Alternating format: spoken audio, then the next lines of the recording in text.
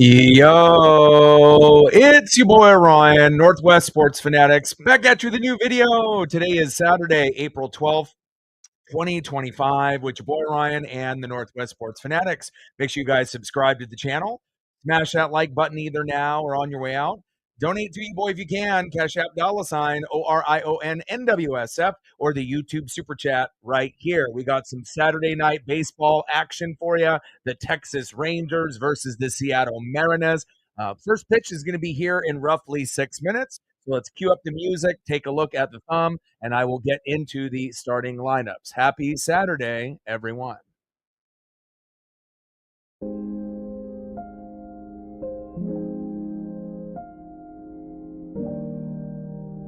And on the thumb on the left, you know who it is. Shortstop Corey Seager. And on the right, our guy, our stud, one of the best pitchers on the staff, Brian. Woo! Let's go, baby. I like our chances tonight. Now let's get into the starting lineup here first for the visiting Texas Rangers. Leading off for the Rangers at second base, Marcus Semien.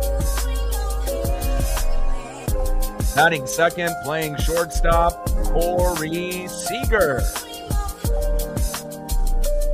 Batting third, playing left field for the Rangers, Josh Smith. Batting cleanup, batting fourth, right fielder, Adolis Garcia. Batting fifth, DHing for Texas, Jock Peterson. Batting sixth, playing third base, Josh Young. Batting seventh, playing first base for the Rangers, Jake Berger. Batting eighth, catching tonight for the Rangers, Jonah Heim. And batting ninth, playing center field, Leody Taveras. And on the mound for the Rangers today, Kumar Rocker. Now let's get into the starting lineups for my Seattle Mariners. Leading off for the Mariners in center field, Julio Rodriguez. Batting second, DHing for Seattle. Seems like he always comes up big in every game. The best player on the Mariners in 2025, Jorge Polanco. Batting third, the hero last night to get that two-run blast. Welcome back, big dumper, Cal Raleigh. Torpedo bat used. Torpedo bat definitely working. Batting cleanup, batting fourth, left fielder, Randy Arozarena. Batting fifth, playing right field for Seattle, Luke Raley. Batting sixth, playing first base. Great to get off the schneid and get that first home run in a Seattle Mariner uniform in the regular season, Rowdy Tellez. Batting seventh, playing third base for the Mariners, Miles Mastrobuoni. Batting eighth, playing second base for Seattle, Leo Rivas. And batting ninth, playing shortstop for the Mariners, J.P. Crawford. And on the mound, our ace, you know who it is, Brian. Woo! Let's go, baby. We're going to need a strong performance. We got the dub with Bryce Miller yesterday. We got Brian Wu today. And then we have Logan Gilbert tomorrow. So hopefully we can compete. And again, we'll be shooting for 20 likes within the first hour, 30 to 50 if we hit the volume and hit the algorithm, and obviously 100 in the donos on every single stream. Bull in the building, what's good? Daniel in the building, what's good? And I am ready. Let's go, baby. And starting it off for the Rangers will be second baseman Marcus Semien. Batting second here in the top of the first, shortstop Corey Seager. And batting third, left fielder Josh Smith. Brian Wu leading the chart. Let's go. Ready. All the good luck charms are out. For whatever reason, this Ken Griffey Jr. bobblehead has given us great luck. So until we lose, I'm going to continue the same kind of vibes that we've been having in that big comeback victory against the Astros when we were down 5-0 in the 8th, came back and won 7-6. We had a fantastic performance yesterday, even though Trent Thornton almost tried to give the game away in the pen, but with Cal Raleigh's 2-run blast late, ended up giving us the 5-3 victory. And again, win streaks can happen at any given time, and sometimes you have that monumental win that kind of sets the tone for the rest of the season, even if it's early on. And I think that Astro win definitely did that, and hopefully we can end up winning here today, winning tomorrow with Logan Gilbert. And I know sweeping any team, let alone the first place Texas Rangers, is tough. But again, we know this team inside and out. Hopefully we can get the job done, here today. And then again, if we end up going up 2-0 on the Rangers, and we got Logan Gilbert on the mound tomorrow against Nathan Eovaldi, that's a split. It could go either way, but it's one of their best pitchers versus our best pitcher. We'll see how it goes, and then we'll have a day off. Obviously, as they travel to Cincinnati and Ellie De La Cruz, I saw that he got a grand salami on his bobblehead night earlier today. That's going to be tough on the road, Cincinnati for 3 games, and then with no rest in between, as soon as that 3-game set is over, we fly to Toronto starting on Friday, Apple TV Plus, and Vladimir Guerrero Jr. fresh off that $500 million extension. So we've really got to try to take care of business. And again, we're only 2 games behind 500. We're 6-8 right now. So if we win today, we get to 7-8. We win tomorrow, we get to 500. And then if we can start, hopefully imposing our will and kind of getting the right lineup and the right pitching, the right bullpen and the right defense. Maybe win 2 out of 3 against the Reds, maybe 2 out of 3 against the Blue Jays, unless we get, something better as a sweep. But, again, sweeps don't come that often. The MLB is very competitive, but I'm really liking our chances here tonight, and hopefully we can get the job done. Hope everyone is having a fantastic Saturday, and we're about to get started here for first pitch. Let's go. Let's go, Brian. We need it, baby. One of my favorite pitchers overall on the staff. I'm a really big Logan Gilbert guy. I'm a big George Kirby guy. I'm a big Brian Wu guy. Love me some Bryce Miller. I would say probably Luis Castillo is my least favorite since his numbers have been declining, since we brought him in from the Cincinnati Reds in Julio's rookie year in 2022. But I will say this. He's actually looked pretty good this season. He doesn't really look like a 5, and again, we have him in the number 2 position since George Kirby is out, and he's been kind of living up to it as far as the early part of the season. We'll see on how it goes, but I'm definitely excited to see the fastball, the sinker, the slider, the change, and the sweeper. Brian Wu can pitch 5 different pitches at any given moment, and again, his delivery is not like everyone else's. And he's definitely hard to hit, and he's definitely probably our best up-and-coming pitcher on the roster, even more than Bryce Miller. Let's get it, baby. He's going to use a torpedo bat today. Randy Arozarena, Cal Raleigh. Are we going to get some good numbers with the pitching staff? I hope so. Let's go. Brian Wu on the mound. Marcus Simeon in the box. Let's go. Like, sub, donate, comment, share. You haven't smashed that like button yet, please do. Again, we'll be shooting for 20 likes within the first hour, hour and a half, 30 to 50 if we hit the algorithm, and obviously 100 in the donos on every single stream. Happy Saturday night, and here we go. Let's go, Woo.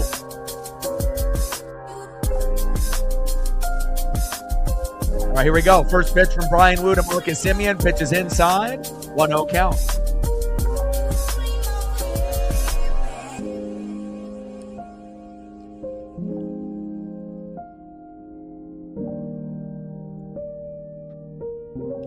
Pitch. Pitch is inside. 2-0 count from Wu to Simeon. Well, Brian, we need you. And again, our pitchers aren't really, typical pitchers that go for a lot of walks. And they usually don't hit a whole lot of guys either. But we'll see how Brian looks early on. And that's a 3-0 count to Marcus Simeon. So more than likely, this will end up being a walk. And this is a little rare for Brian Wu to be pitching like this early on, but hopefully he'll settle in after a few batters, just like Bryce Miller did yesterday. 3-0 pitch, and that's just outside of the strike zone, and that's 4 straight balls. The last 2 could have been close, to being in that strike call zone, but again, not really in the right rhythm so far. Next up, shortstop Corey Seager, and hopefully we can end up getting a double play to help us with this inning. Let's go Mariners. Try dance up. 205 average, 3 homers so far for Corey Seager. So, you would assume that he's going to do some damage at some point. Big swing and a miss. Finding the count 0-1.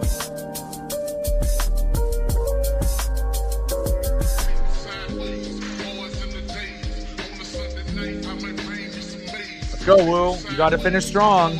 Start strong and finish strong. We need 6 solid innings. 0-1 pitch, and that is a nice bloop single into left field. Randy Arozarena. Runners now at first and second with no outs. This is a little concerning. Next up, left fielder Josh Smith. Come on, Woo.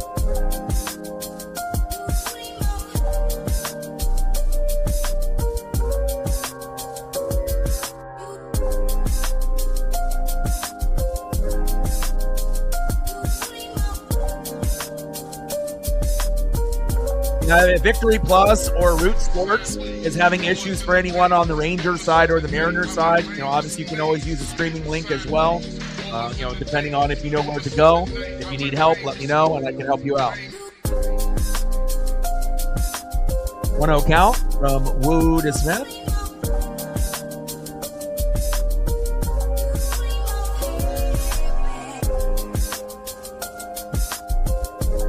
Pitch. Pitch is outside, 2 balls and no strikes. And this is not the type of Bryan Woo start that we typically see. It's very, very rare to see him get beat up this early. And then Smith with the single that ends up bringing home a run. 1-0 Rangers. This is shocking. I mean, this is probably one of the first times that we've seen Bryan Woo get, kind of beat up early, as well as not really being able to hit the strike zone. Throw obviously to Cal Raleigh is late, and a nice opportunity and a nice start for the Rangers to start the game off. Marcus Semien getting on with 4 straight balls for a walk. Corey Seager with a bloop singer, and then a little Josh Smith with a bloop singer, and there you go. We're in trouble. Next up, right fielder Adolis Garcia. Come on, Woo. Wow, this is getting crazy.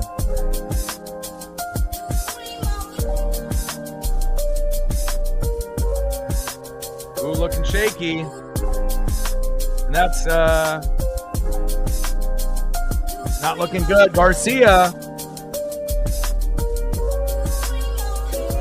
And he dropped it. Oh my God, are you kidding me?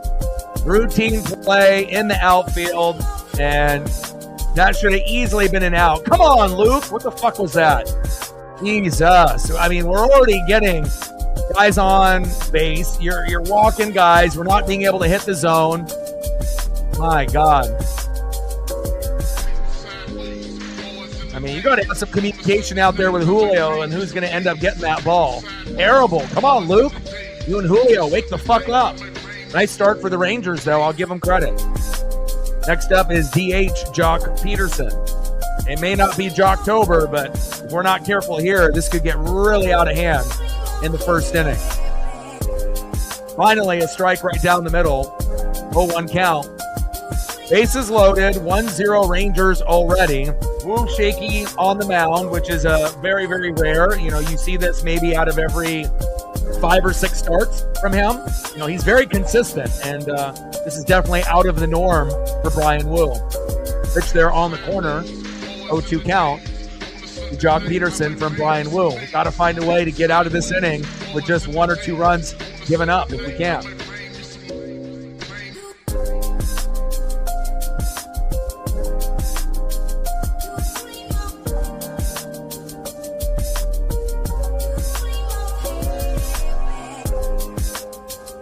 Two pitch, and Jock crushes that one. Luckily, that goes foul. Otherwise, it probably would have been 3-0.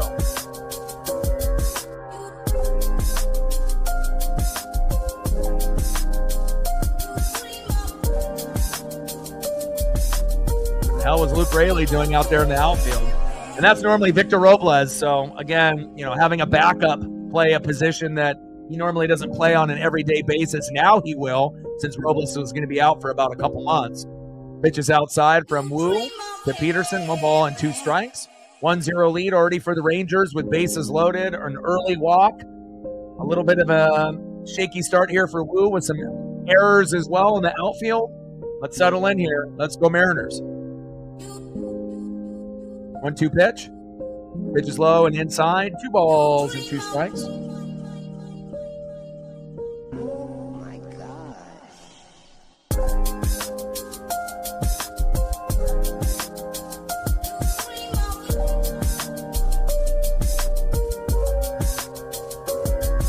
Rangers are one of the only teams that plays Wu very, very well. Pitches inside. Count now is full. 3 balls and 2 strikes. I'm going to be really honest. This is the first kind of shitty start for Wu I've seen in a long time. I have not seen him start like this in a matchup. But again, the Rangers do kind of have Wu's number from the past. One popped up and fouled. But I like what we did yesterday, and hopefully we can feed off this. And just like you said yesterday, Bryce was shaky. We had bases loaded early on. We didn't really get roughed up too much, and we were able to recover with Bryce Miller. And hopefully Wu will be better in the 2nd and 3rd inning. Popped up, and we got lucky there. Should be a routine play, but nothing's routine in our outfield. Luke Raley finally makes a catch. Should have done that earlier, and maybe we could have been in a better position. 2 away. Next up, 3rd baseman in the 6 hole, Josh Young. And if you're just tuning in to the broadcast, a couple early singles, an error, and obviously a 4-pitch walk to start it off with Simeon. Seager with a single, Smith with a single, and obviously, Luke Raley and Julio Rodriguez not having the greatest communication there in the outfield, and one just kind of dropped into the outfield, and you normally never see that, but again, playing a position that normally he doesn't.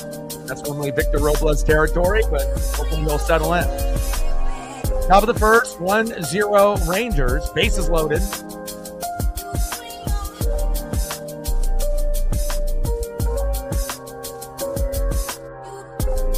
With 1 away. Needed double play.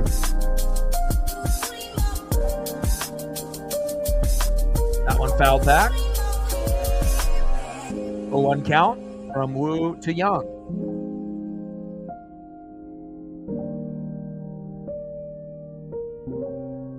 Come on, Brian, settle in.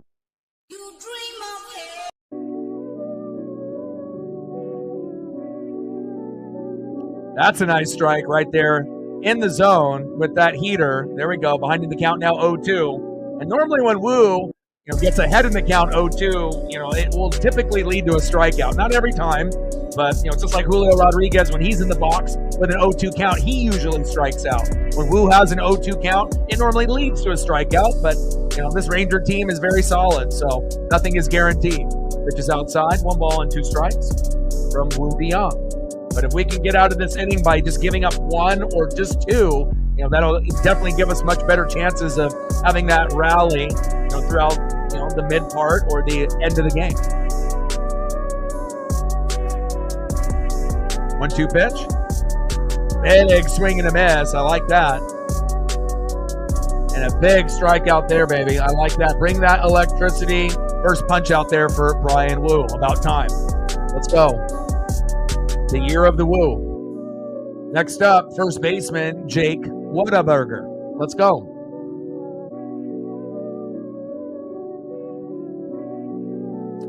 Top of the first, bases loaded, 2 outs, and we should be able to get Berger out. Not saying that he's not a good player, but compared to a lot of the guys at the top end of the order, this should be someone that we hopefully can take advantage of, at least early on in this first inning. He may end up getting a hit later in the game, but only batting 130. 2 homers and 6 ribbies, but again, we have a way of making everyone look amazing. Our pitching staff, and obviously with the lack of hitting from their pitchers, we can make anyone look like a Cy Young candidate. Big swing and a miss. Here we go, behind the count 0-2. Keep grinding, baby. Let's go, Wu. Let's go. Like, sub, donate, comment, share. If you haven't smashed that like button yet, please do. We're shooting for 20 likes within the first hour, 30 to 50 overall, and obviously 100 in the donos on every single stream. Woo, 24 pitches in already. Burger in the box. 0-2 pitch. Pitches outside. Tried to bait him. 1 ball and 2 strikes. Sarah in the building. What's good? How are you? How was your Saturday today?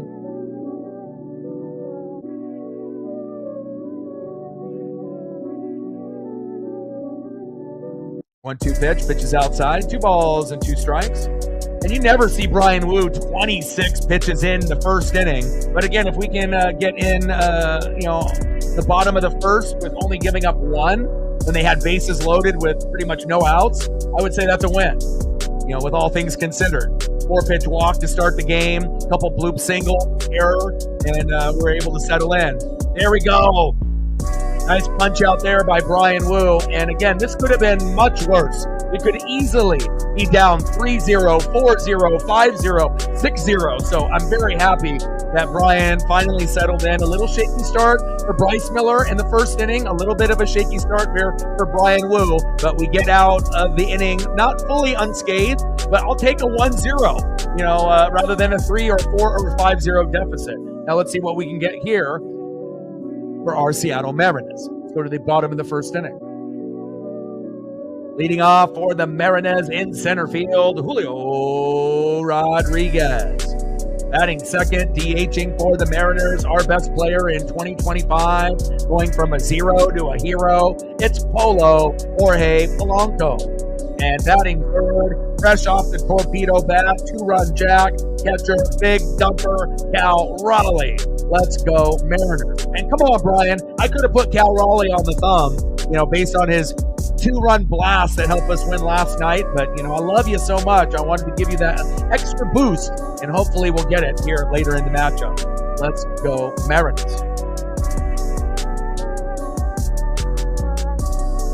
And then we got an early rubber match tomorrow. So we're going to be covering the Mariners and Rangers. It'll be Logan Gilbert versus Nathan Eovaldi at around 1:10.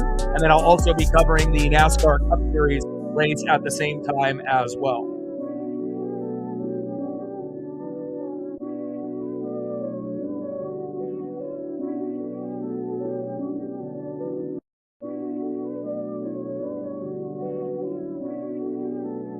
All right, looks like there we go. We're 9 away from 20, so we're off to a good start. We're at 11.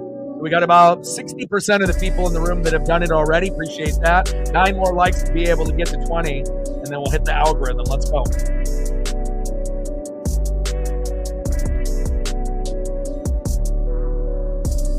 And on the mound for the Rangers, Kumar Rocker, who ended up making his debut a little while back against the Seattle Mariners as well. So he's got good history against Seattle.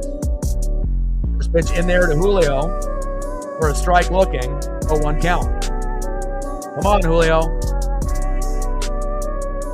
Big swing and a miss. Lazy swing there. Behind in the count, 0-2. And again, when you get in the count with Julio 0-2, and it seems like it happens all the time, 99, I don't want to say 99, I'll say 90% of the time, and he ends up striking out or, grounding out or popping up, and it's just done. He needs to learn how to have patience in the box. I mean, he's great defensively. He's great at stealing bases. He obviously is happy-go-lucky. He's popular. He's got a lot of these things going for him. But patience in the box is one thing that he's not good at. Dribbler towards third, throw to first. At least it wasn't a strikeout. At least he hustled the first that time. Much better effort than yesterday. 1 away. It's like, I don't give a shit if you think you're going to be out. Run hard to first, like Luke Raley typically does.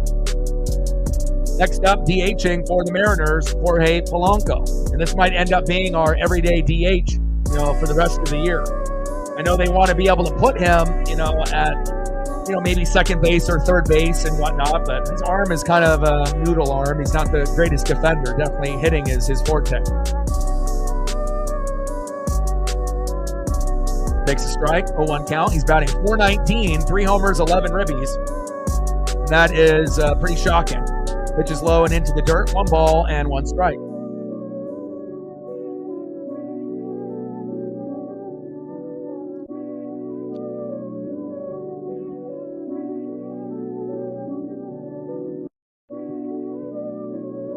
1-1 pitch. Dribbler. And throw to first. Easy routine out there. 2 away. And Polo will come up big for us later. He always does. And next up, Big Dumper, the hero last night with the 2-run blast late with the torpedo bat for the very first time. Big Dumper, Cal Raleigh. Trident's up. Let's bring that electricity, baby. Should be a good opportunity for Cal and Julio to get somewhere between 30 and 40 home runs each. I don't think that both of them will get above 40, but somewhere between 30 and 40 homers for both is very realistic. And if we're lucky, maybe one guy will get very close to 40, maybe like 38 or 39 if we're getting into the right groove in summer. That man in the building, what's good? Did you get a chance to watch the trucks and the Xfinity yesterday and then today? Takes a strike behind in the count 0-2.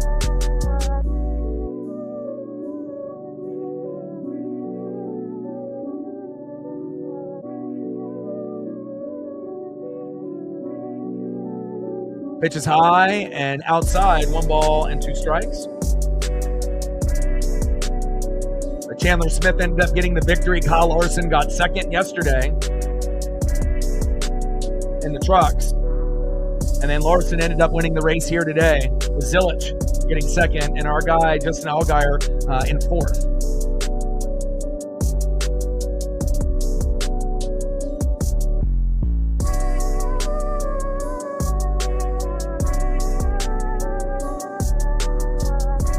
Got him. Wow, nice pitch by Rocker there. And obviously, we got Bristol tomorrow at noon. Our stream for the Mariners-Rangers rubber match will be at 1:10. It'll be probably 100 laps in, but I will be covering the rest of the race. Previous winner is Denny Hamlin, and we've seen Denny. If you look at his numbers, I don't think he's really a big fan favorite. He's one of those guys that kind of rubs people the wrong way, like Kyle Busch. But one thing is for sure, those guys have extreme talent. And if you actually look at the total wins of Busch and Denny, they're in the top 10. So obviously, if they weren't good, they wouldn't be in those standings with those kind of numbers. And we'll see what happens tomorrow. And then next weekend is Talladega, and I might end up doing that as the primary stream over the Mariner game. I believe the Mariners are going to end up. Trying to remember who we're going to be playing for that following weekend, if it's like the Marlins or something of that nature, but I'll have to take a peek there. But there'll be a few that I'll try to sprinkle in since we did before the season started. All right, so they get out of the inning. Nice job by Rocker there. Let's see who's up next here in the top of the second for the Rangers. I see you, Kumar. Next up for the Rangers here in the top of the second, catcher Jonah Heim. Sweet photo. Very vibrant and colorful, like it. And catcher photos are always dope. Underrated like offensive lineman photos. Batting second, center fielder in the 9-hole, Leody Taveras. And batting third with a 4-pitch walk, second baseman to lead off the game, Marcus Semien. Let's go Mariners. And on the mound, Brian Wu. Got to be better than you were in that first inning. Let's go Wu.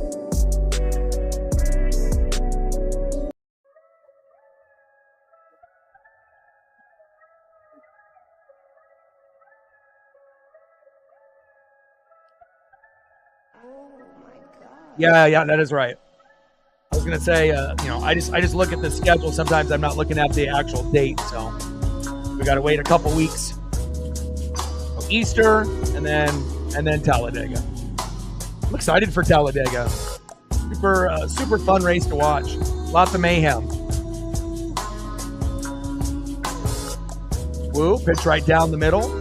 I like that. Right to Jonah Heim. 1 ball and 1 strike from Wu to Heim.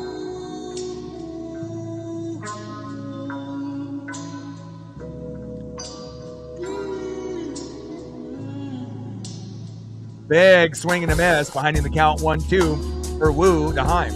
Shout out to my boy Brooks Beats for sessions, for all the background music on the channel for my remaining days. Appreciate you, big dog.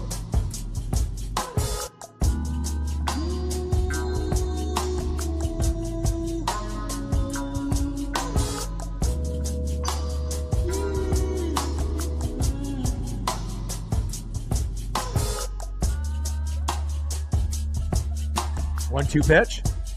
Pitch is low and into the dirt. Good smothering action there by big dumper Cal Raleigh. 2 balls and 2 strikes.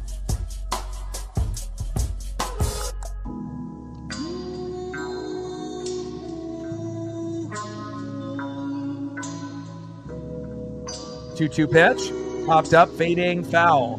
The CW app, Natman, is pretty cool. It's free.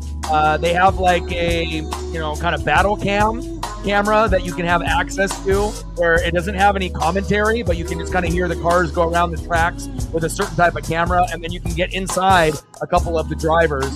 I was watching inside of Kyle Larson's car earlier today. Pretty cool. Got him. Nice punch out there by Brian Wu. That's what we like to see, baby. Way to bring that electricity, Brian. Second punch out for Brian Wu. Keep it going. Or is that his third punch out? Whoop, let's go. Third punch out. Next up is Leody Taveras.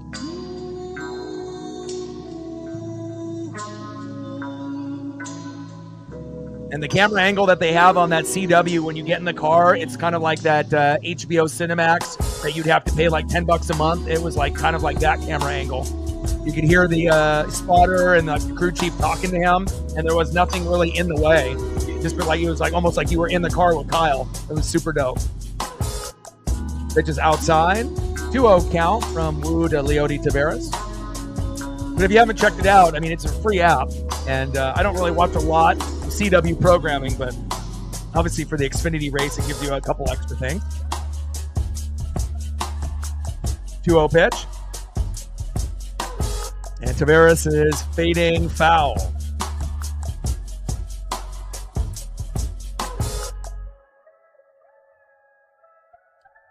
Taveras in the box. Brian Wu on the mound. Let's go, Brian. Let's go, baby. 2-1 pitch. Big swing and a miss, and Wu is starting to find his rhythm now. 2 balls and 2 strikes. Let's go.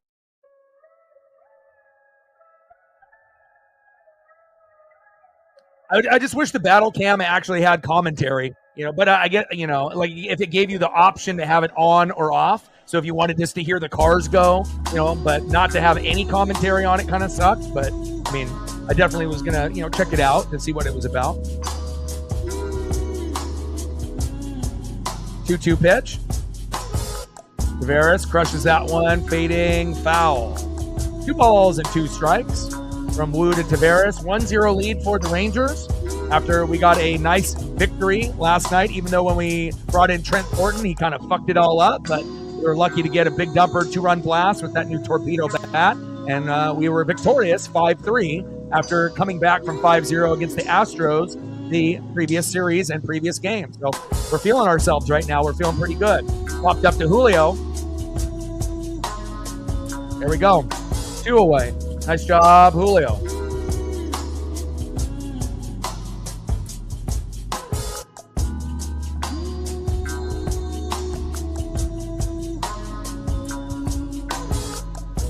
Need that defense out there in the no-fly zone. Next up for the Rangers, second baseman Marcus Semien, and his first at-bat, a walk, 4 straight balls for Wu, which probably, I don't know if I've ever even seen him do that before. Little dribbler towards third, long throw to first, and barely got him. Great defense there by the Mariners, especially when we have some issues sometimes at first, second, third, and short. There we go. Nice job, Seattle. Let's go to the bottom of the second inning, and let's try to get some runs, baby. Let's go.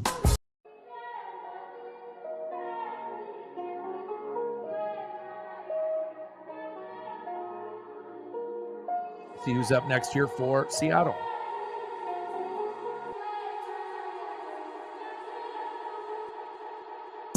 Next up for the Mariners, in the cleanup spot, in the 4-hole, left fielder, Randy Arozarena. Batting second, right fielder, Luke Raley. And batting third, getting a home run last night and getting off the schneid, first baseman, Rowdy Tellez. Let's go. We had an early homer by Polo that set the tone, an early homer by Rowdy Tellez, and then that late 2-run blast by Cal. And the Mariners aren't really known as a home run hitting team. So, anytime you end up getting even a solo jack, you're going to take it. Let's go.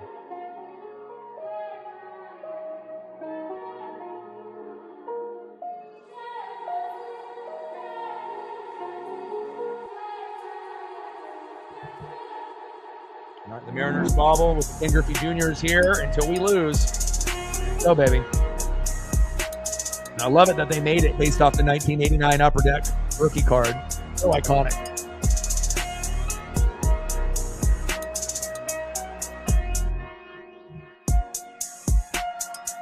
Nine hours. 3-hour P-show. A 4-hour event, 2-hour post show. Yeah, man, they're going to be soaking in as much as they can. We'll be doing 4-hour live stream on a Saturday and a 4-hour live stream on a Sunday, huh? I'm looking forward to it. It's kind of long to be sitting, in a chair, but when you get an event like WrestleMania, it usually doesn't feel that long. Rocker, first pitch to Randy Arozarena is inside, 1-0 count. And Kumar Rocker, so far so good. Hasn't really given up anything yet, and hopefully we can find a way to do a little damage to him. Pitches outside, 2 balls and no strikes. Oh, wow, they called that a strike? You got to be kidding me. That was nowhere near the zone. Should be 2-0 right now, but they gave it to him 1-1. I don't know if that was a makeup call. Pitches outside, 2 balls and 1 strike.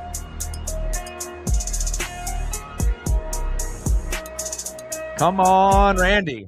Let's get it, baby.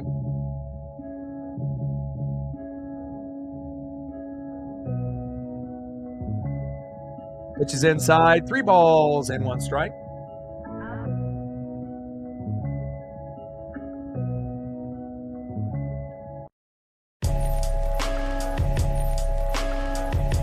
Three-one pitch. Randy with the green light crushes it, foul.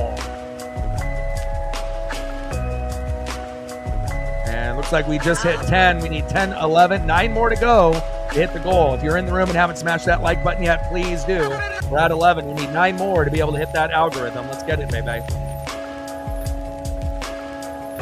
Pitches inside on a 3-2 count, and it almost hits Randy Arozarena, but he ends up shifting out of the way for a walk. We'll take that. Nice job, Randy. Next up for the Mariners, right fielder Luke Rayleigh. Let's go, Luke. We're still waiting for his first nuke of the year.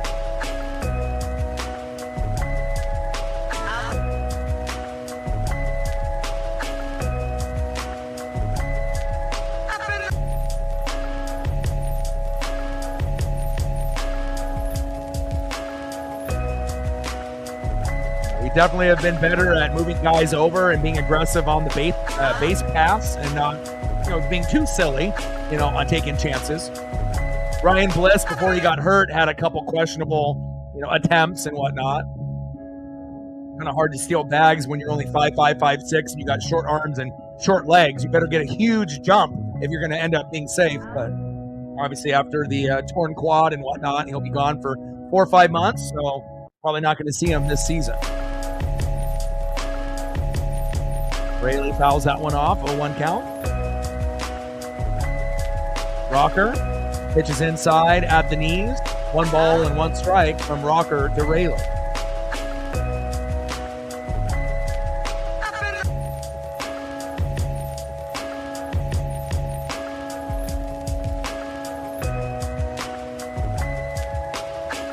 And the Kraken and the Blues are going at it right now, and I would assume you guys will end up winning, but again, we'll keep tabs on that as well and see how the Kraken and the Blues do. One team is a playoff team, and the other is eliminated, just trying to play spoiler.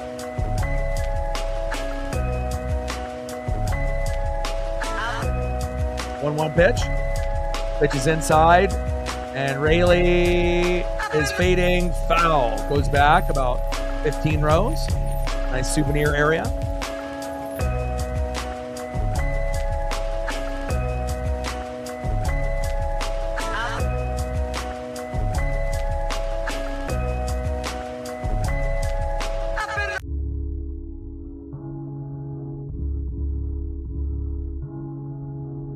Throw to first. Pickoff attempt on Randy Arozarena. Safe.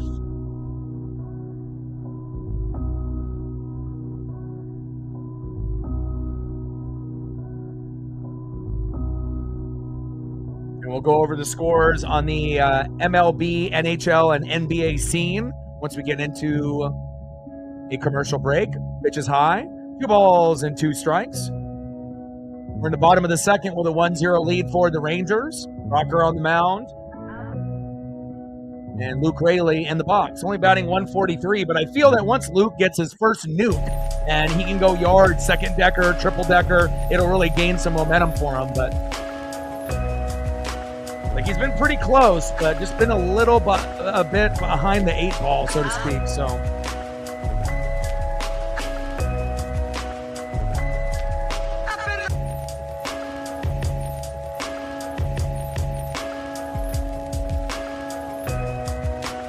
and stolen bag attempt here by Randy Arozarena. Safe.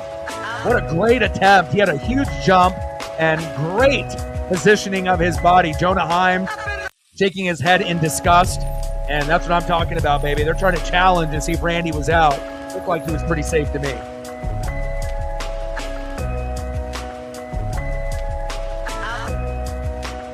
Nice base running, Randy. Come on, Luke.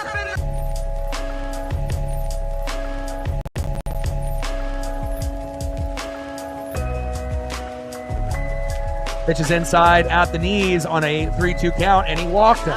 Runners at first and second here with no outs. Here's our opportunity. Storm Bum in the building. What's good, brother? Next up, first baseman Rowdy Tellez.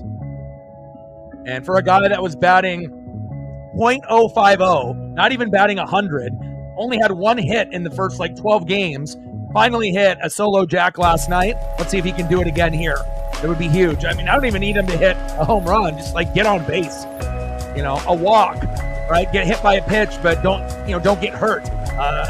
Find a way to get, I don't expect anybody like Rowdy to bunt, but he's too big to bunt and get to first. But even just getting a little bloop single would be great. Move the runners over.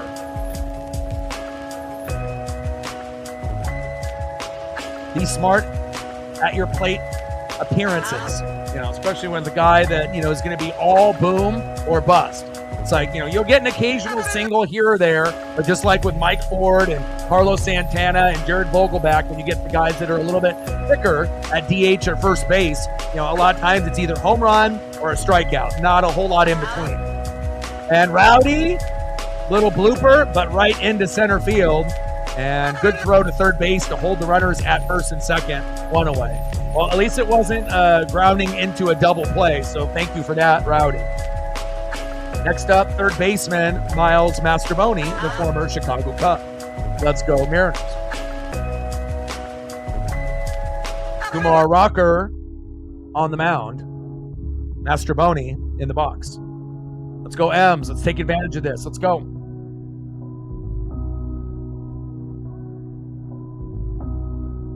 Nice. I'm telling you, the bunting works, man. Not only in real life, but in video games as well, man.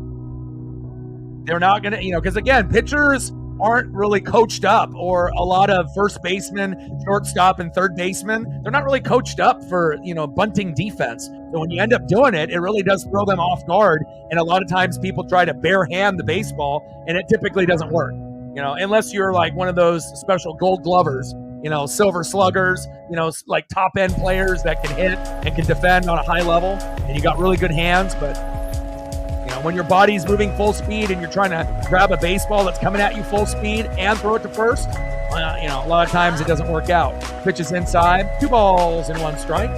Runners at first and second here in the bottom of the second, and the Rangers have a 1-0 lead. Brian Wu was shaky in the first inning, but has settled in. 3 Ks for Wu, 1 K for Rocker. And if you're just tuning in to the action, Smith singled to center, and Marcus Semien scored to get him the 1-0 lead. But to have bases loaded, no outs, and only give up 1 run, that's almost a miracle that we're, at that position.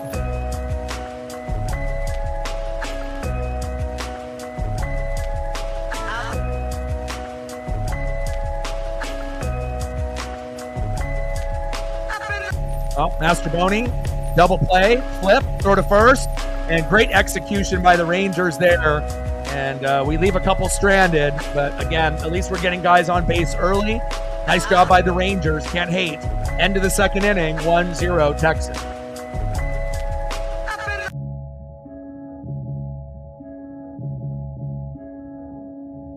All right, Woo, we're going to need you to keep rolling, baby. Let's go.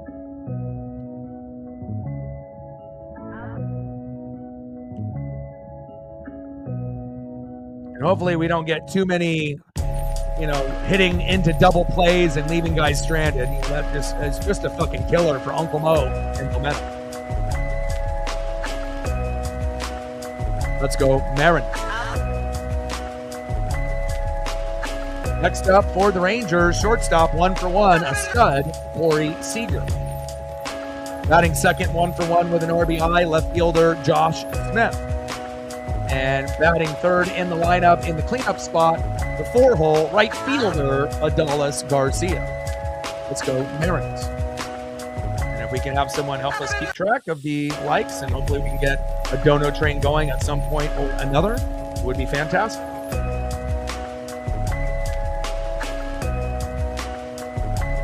Where are we at right now? We're at 12. We need 8 more likes to get to 20. Now we need 7 more. Thank you so much. 7 more to go to hit that algorithm. And if once you get to 20 likes, then you can get into the algorithm, and then we have a better chance of getting recommended by YouTube to get more people here.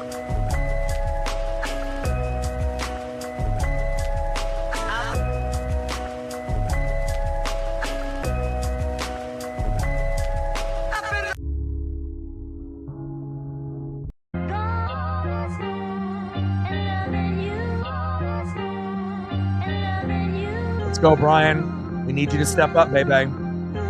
So far, 3 Ks for Woo, 1 for Rocker. And again, he was getting roughed up a little early, but he's definitely settled in. But he's already, 42 pitches in. That's pretty high based on what inning that we're in the third. First pitch to Corey Seager in there for a strike. Takes a strike looking 0-1 count. Seager in the box, Woo on the mound. 1-for-1 with a single there in the first. 0-1 pitch is into the dirt. Smothered by big dumper Cal Raleigh. 1 ball and 1 strike.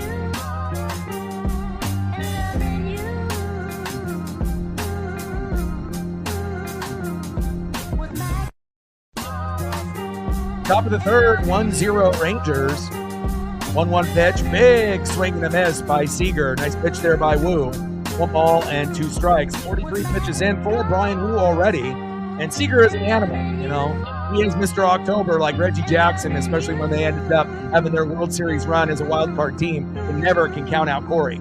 And just speaking of, a little bloop single right in front of Randy Arozarena. I'm not dumb. I know how solid Corey is. And again, every once in a while, you'll get him on an 0-for-4 and 0-for-5 night, but not today. Nice job by Seager. Next up for the Rangers, left fielder in the 3-hole, 1-for-1 with an RBI, Josh Smith.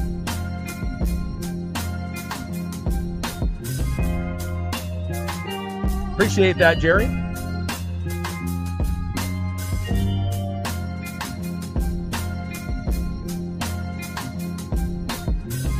First pitch from Woo to Smith. Big swing and a miss behind in the count 0-1. Runner at first with no outs. Brian Woo on the mound. And Josh Smith in the box. 0-1 pitch. Popped up into Julio. No fly zone. 1 away. Nice job by Julio. Good communication out there with Luke Rayleigh, which was an issue earlier in the game where we had an error by Luke Rayleigh. Next up, right fielder, 1-for-1. One of the best players on the team, Adolis Garcia.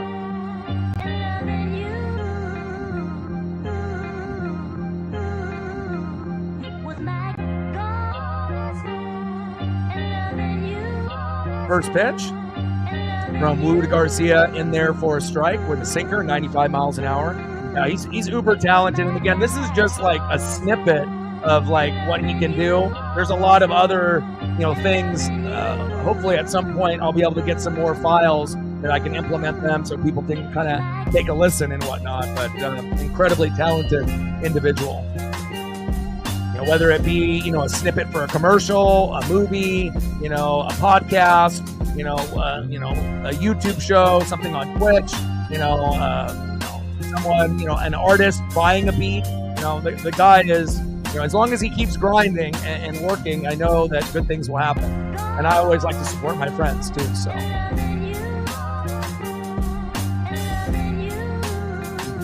0-2 pitch from Wu to Odalis Garcia.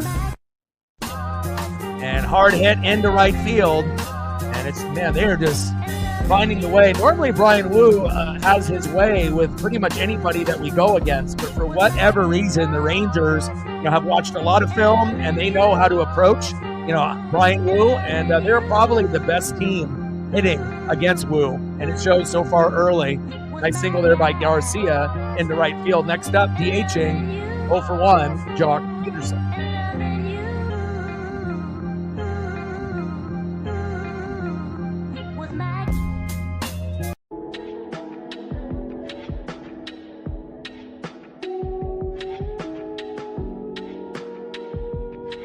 Top of the third, runners at first and second.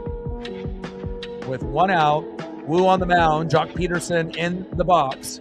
1-0 lead by Texas. We need to get a double play here. We got a double play on us. The previous inning, we need Jock to hit into a double play right here. We need to get out of this inning. And here we go, 1-0 pitch and double play. Throw to first, and there you go. A little ESP, baby. You want a double play, you ask for a double play, you get a double play. There we go. And we get out of the inning with two stranded there by the Rangers. I love that. Let's see who's up next here in the bottom of the third for the Mariners. Oh, you and Ollie having some park time. Great. And obviously we got the Kraken against the Blues on right now as well, that we're keeping up with that. Hope that you're having a good afternoon/evening with Ollie, and hopefully we can get a Kraken win and a Mariner win here tonight. Hope you're having a good day. Any day with Ollie, I assume, is a great day.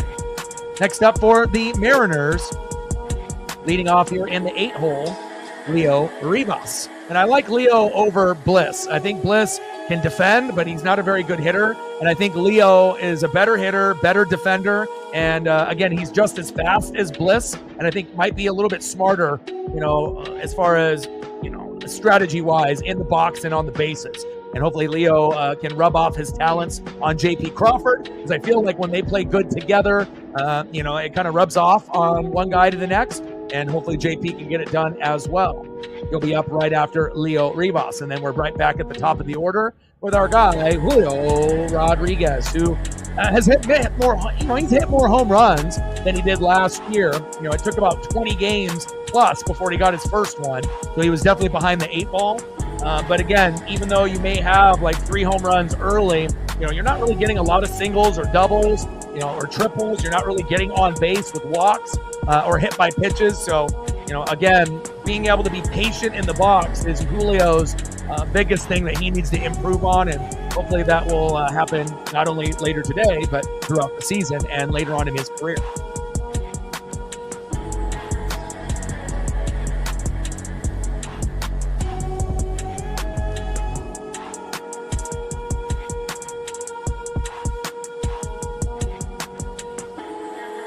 Pitch is outside, 1-0 count. We're in the bottom of the third, 1-0 Rangers. Walker on the mound, Leo Rivas in the box. Big swing and a miss, 1 ball and 1 strike from Rocker to Rivas. And Leo filling in for Ryan Bliss after the injury. Will be out about 4 to 5 months. More than likely won't see Bliss the rest of the season. Little dribbler towards first base. 1 away. Next up for the Mariners, shortstop, J.P. Crawford. Let's go, J.P.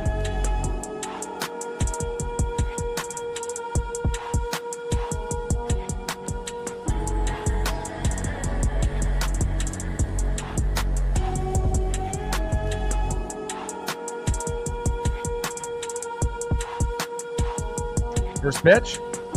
JP started to show bunt, but pulled back. 1-0 count. Bottom of the third, 1-0 Rangers. Rocker on the mound, JP in the box. 162 average, no homers, 1 ribby so far in this 14-game season. Pitches outside, 2 balls and no strikes. Come on, JP. And JP was kind of impatient, a couple years ago when he was our leadoff hitter. But I think he's starting to realize, like Rivas, at the end of the order, you're going to have to be more patient to help the team. And I have started to see him work the count a little bit more. Hopefully Julio's taking notes. Pitches inside, 2 balls and 1 strike to JP Crawford. Let's go, JP. 2-1 pitch, JP. There we go. Nice little bloop single into left field. That's my boy. That's the JP that we remember. Nice job. Next up for the Mariners, center fielder Julio Rodriguez. Let's go, J-Rod. I don't know how many photos I need to put up for you to start playing better, but trident's up. Let's get it.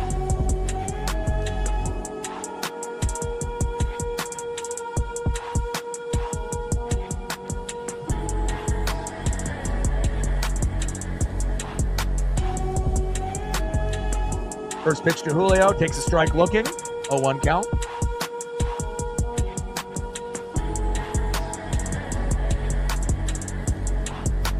There we go. Julio with a triple. JP scores. Bang! That's what I'm talking about. You show 5 photos of Julio, and then he finally comes to deliver right in between the gap to the key bank sign. JP running hard from first base, makes it all the way home. And that is what I'm talking about, baby. Getting some runs early on. JP with a single. Julio with a triple. After I just mentioned, we're not really seeing him get a lot of singles, doubles, and triples. And just like that, Julio Rodriguez delivers. My boy. Sometimes you just got to put the pressure, on certain guys. You got to be able to voice, what you want out of the player. And great for Julio to step up. I mean, we know you're popular, but you need to be able to earn that contract. Nice job, Julio. Oh, here we go. Polo. Yes, sir. Yes, sir. I like that.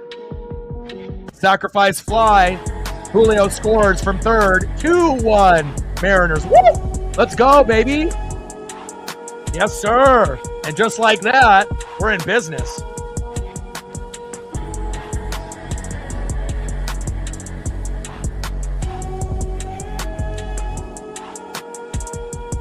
Yeah, baby. JP, Julio, and Polo, baby. Let's go. Captain in the building. Let's go, baby. And again, I don't know what it is about the Ken Griffey Jr. bauble, but, we're going to keep it. It's a good luck charm. Brett in the building. What's good? No Garb today, but we may see Garb tomorrow. You get a little bit of rest. You feel a little bit better with the whole situation with the fam. I assume that you can kind of have a little sigh of relief, so to speak.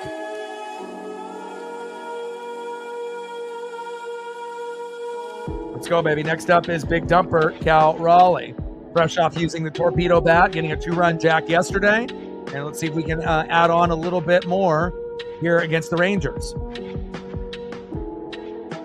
Let's go, baby. Ooh, nice double by Big Dumper. Man, we're really starting to rake right now. And if we can win this game, I know it's going to be incredibly tough, but we got Logan Gilbert, our best pitcher on the mound tomorrow, top 10 pitcher overall against Nathan Eovaldi, he's a pretty fucking solid pitcher over there on that side as well. So it's going to be tough. It's going to be a pitching duel, but if we can find a way, to win this, we might be able to, maybe get a broom out.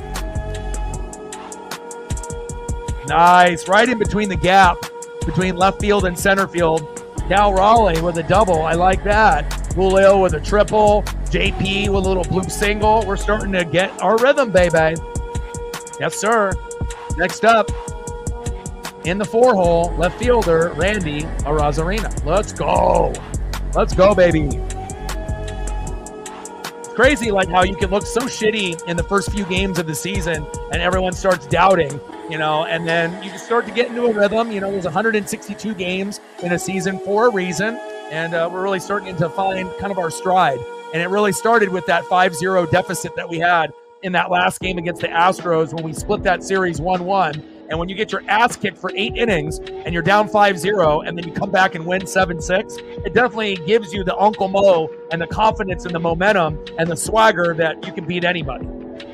Randy pops up, fading out of play, foul. 1 ball and 1 strike. Now, we'll be covering the NASCAR Cup Series, obviously, tomorrow with the Mariner game. We'll do Mariners and Rangers at 1:10, and then the race starts at noon, so we'll probably be 100 laps in, but we'll end up covering both events at the same time. And usually they'll typically end around the same time, which is kind of nice, too. Bottom of the third, 2-1 Mariners. Cal Raleigh with that double, just sitting there, begging to be brought home. And we got Randy Arozarena in the box, Rocker on the mound. Let's go, baby. Woo was very shaky to start off the game, bro. We had bases loaded, no outs, and they got 1, but it could have really been 3, 4, 5 runs. You know, he had a 4-pitch walk to the first batter in Simeon, and then Seager got a single. We had an error by Luke Raley where we had a routine pop-up that him and Julio kind of looked at each other and it just dropped. And so when they had bases loaded with no outs, we're very lucky that we only ended up giving up 1. You know, it could have been much, much worse. But since the first inning, Wu has looked much better. But just like Bryce Miller yesterday, he looked shaky in the first inning with bases loaded, and he was able to settle in. So even if you give up bases loaded, you just got to make sure you don't give up more than 1 or 2 runs early. Otherwise, you're in fucking trouble. Unless you're a team like the Dodgers that can put up 5 to 10 runs every game, then you might be able to come back. But we're nowhere near being on the Dodger level. Let's go, Randy. But right now, Wu has got 3 Ks and Rocker only has 1. So even with that rough first inning, we're still winning the pitching battle so far. 3-2 pitch, and that is low. Randy with a walk. We'll take that, baby. Next up, right fielder Luke Raley. Still looking for his first home run in 2025. And when he does nuke it, it'll be a double-decker or triple-decker, you best believe. Let's go. We've got a mound visit now. Yes, I will be doing WrestleMania Day 1 and Day 2. And then obviously as we have Easter and then the following week, I think the Mariners play the Marlins, but it is Talladega. So I'll probably do, because again, we used to do the racing, for NASCAR before the MLB season started. But once the MLB season is underway, Mariners are going to get priority. But if it ends up being one of my favorite tracks of the year, like Talladega, and they're on at the same time, roughly, I can cover both. Then we'll probably end up doing Talladega for the live stream, depending on what we got. Now we just have to make sure that Talladega isn't on the same weekend as WrestleMania, because I know everything is kind of coming up here around the same time.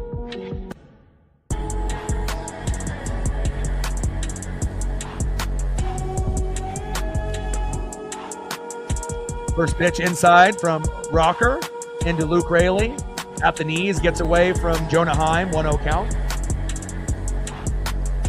Yes, I am.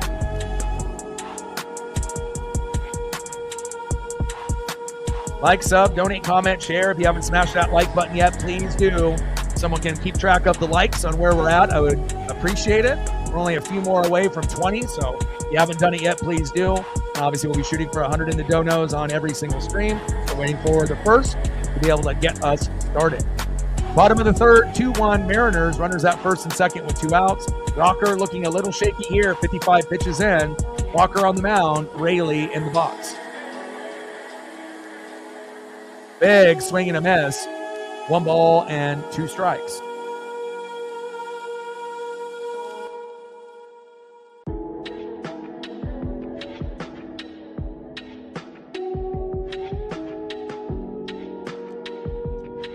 They will, Captain. Pitch is low and at the knees. Now count is full. 3 balls and 2 strikes.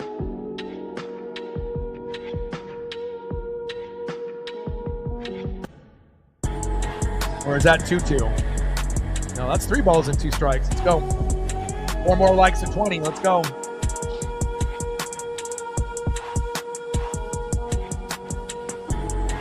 Oh, wild pitch. Here we go. Cal Raleigh from second base, third base, and all the way home. 3-1 Mariners. Let's go. We might be able to get the brooms out tomorrow with Logan Gilbert on the mound. Let's go. Let's go. And remember, early in the season, everyone's like, oh, the Mariners are going to be so bad. You're going to be the last team in the division. Pump the brakes a little bit. We're better than the Angels. We're better than the A's. We can compete with the Astros and the Rangers, and it should be a 3-team race, unless the A's do something magical, which could possibly happen if there's injuries to the Astro players and maybe they leapfrog them at some point. You never know. But again, I still think even with, our starting pitching with injuries, with no George Kirby, no Brash, obviously in the pen, or Taylor, and another hit. Let's go. Let's go. 4-1 Mariners. Let's go. Trident's up, baby. Oh, baby. Let's go. That's what I'm talking about. Luke Raley, hey, it's like, if you're not going to get the home run, everyone is just blasting Rocker left and right. And I love it. 4-1. And how often do we get runs or hits early? Almost never, right? It's normally like nothing. Wait for the starting pitching to go out. Then it's a sprint in the 7th, 8th, and 9th. And then, we have to make up what the deficit we put ourselves in and, kind of dig ourselves out of the hole, being down 1-0, 2-0, 3-0, in the 7th inning, and then trying to have a miracle comeback. So this is great that we can end up getting so much production early on. And after winning yesterday, these torpedo bats, not everyone is using them, but looks like it's starting to work. Let's go Mariners. Hell yeah. 4-1 Seattle. Trident's up. Next up is Rowdy Tellez, who's quoting .50, but got off the schneid and had his first home run in 2025. Had a great spring training, but has been ass, in the regular season, if we can be honest. But at least he's starting to get better as of late.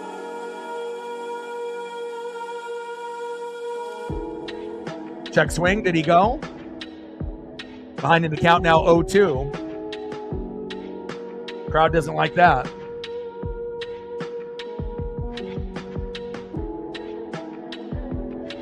Yeah, I think the Mariners have a very good chance to get first or second this year. And that should be the standard every year, regardless if the Astros are first and we're second, like in previous years, or maybe this year where the Rangers get first and we get second, or we get first and they get second. But, I don't think that we're really intimidated by anybody in the division. And honestly, even with the injuries to Robles and Bliss and not having Kirby and Brash and Taylor yet, I still think that we're better than this other team. So, and there goes Rocker getting Tellez out, but the damage is already done. 4-1 Mariners. Let's go.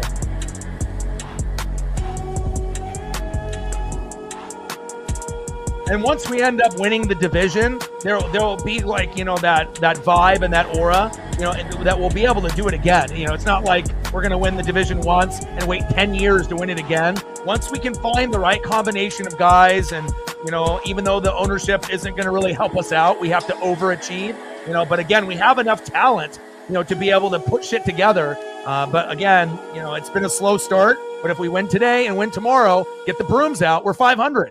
And then, we can start gaining ground on Texas, kind of separating ourselves from the other teams, in the division. And again, we got the Cincinnati Reds after this on the road with Ellie De La Cruz, who hit a grand slam on his bobblehead today. He's always dangerous, but it's fun to watch that series. Luis Castillo will be pitching against his former team, so that'll give him some juice and some energy and hopefully a boost of morale. And then after that, we go to Toronto and play Vladimir Guerrero Jr., and we typically play the Blue Jays pretty well also. So I like our chances not only today, tomorrow, Eovaldi versus Logan Gilbert. Trident's up, let's go. I like our chances, and I'm not saying that we're going to sweep the Rangers, sweep the Reds, and sweep the Blue Jays, but shooting for 2 out of 3. But once you win the first 2, obviously going for the sweep and saying sweep is not something that's crazy, especially when you've won the first 2 games. And you got your best pitcher on the team on the mound tomorrow. Facts. Let's see who's up next here for the Rangers. We're in the top of the 4th, 4-1 Mariners. And if you're just tuning in, that was a strong inning there. Rodriguez tripled to left. Crawford scored 1-1. Polo, a sacrifice fly, 2-1. Raleigh with a double. And obviously with that wild pitch, right? 3-1. Rayleigh doubled to left. Randy Arozarena scored 4-1. So everyone getting involved, not just like one or two players. I love it. In the box now, third baseman Josh Young. And a bloop single right there. They're really hitting the shit out of Woo today, but it's not leading to a lot of runs, just hits. So we'll take that. Next up is first baseman Jake Berger.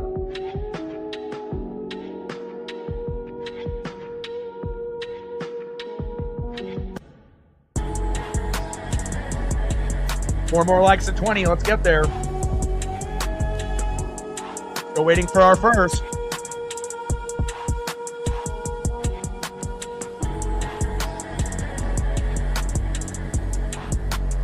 Tries to jam the hitter, broke his bat, throw to first. Down goes Berger. One away. Next up for the Rangers, catcher Jonah Heim. Let's go Woo.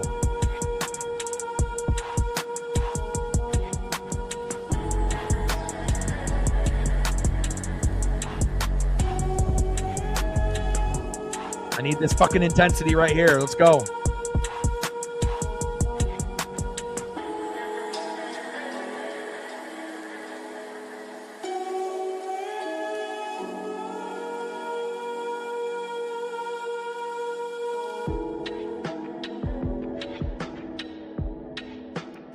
First pitch,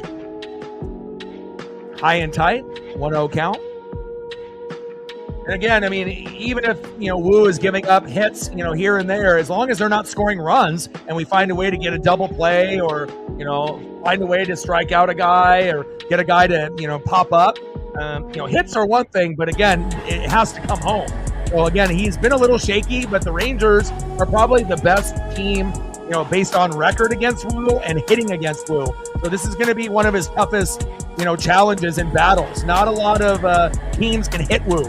This is probably the only team that can really hit him on a consistent basis so far in his early career. But again, even though they're getting a lot of tools, they're not coming home, and we can take that. Top of the fourth, 4-1 Mariners. Runner at second, 1-2 count from Woo to Jonah Heim. Kraken and Blues knotted up, huh? 0.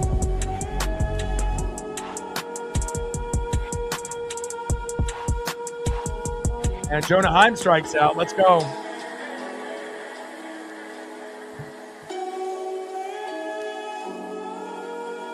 Nice job, Brian Woo. Let's get it, baby. Bring that electricity. And that's the 4th K for Brian Woo. Rocker's got 2 for the night. Woo's got 4. Let's go. And especially with all of the base hits, there's 6 hits for Texas. Most of them have been singles. So to have that many Ks after giving up 6 hits, pretty impressive. Because a lot of times when, a team is beating you up, you're not even getting the 4, 5, 6, 7 Ks. You might be like at 1 or 2. So shows you what kind of stuff Woo has. It's dangerous. Next up is Leody Taveras. 1-0 pitch to Taveras, pops up. And is that foul territory, but Mastroboni can't catch up to it. 1 ball and 1 strike.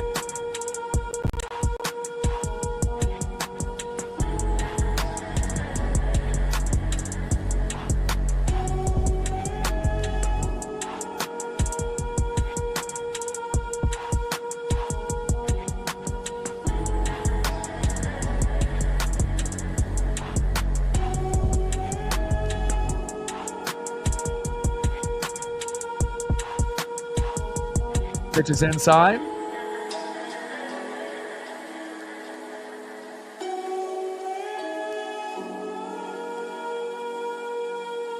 Two balls and 1 strike with 2 outs. 4-1 Mariners with a runner at second. Let's go, Woo. 2-1 pitch. Popped up, and we should be able to get out of the inning here. JP Crawford is there. There we go. And they leave a runner stranded. I love that. Let's go to the bottom of the 4th inning with the Seattle Mariners with a 3-run lead. I love this. I love seeing the Mariners get hits and runs early. And even when we're getting kind of beat up with some singles, Woo is still settling in and finding a way. Even with, some errors out there from Seattle. Let's see who's up next here for the Mariners. Next up for the Mariners in the bottom of the fourth, third baseman Miles Mastrobuoni. Batting second in the 8-hole, second baseman 0 for 1 Leo Rivas. And batting ninth, 1 for 1 with a run, shortstop J.P. Crawford. Let's go. And I think that JP's biggest,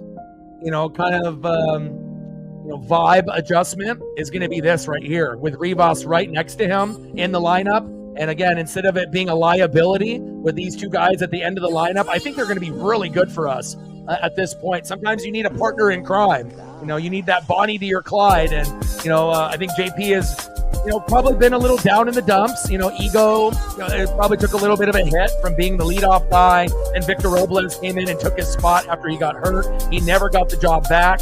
But again, he didn't really deserve to get the job back because he's not really the greatest hitter. But to make the most out of your situation, from being a 1-hitter or a 9-hitter, you can still help this team win. And I feel like maybe JP is finally settling into that role. And nice job by JP Crawford. And hopefully it'll continue here in this inning. Mastrobuoni, Rivas, Crawford. Let's go.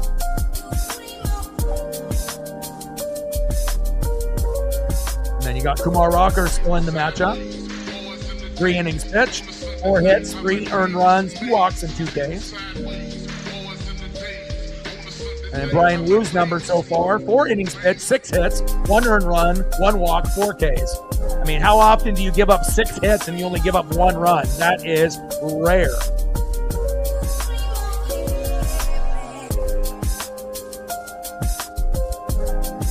And a little Cal Ripken Jr. with Sting, very cool.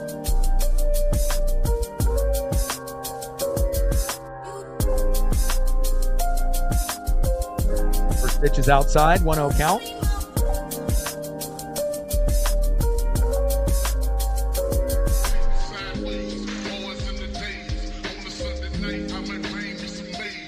That one fading foul.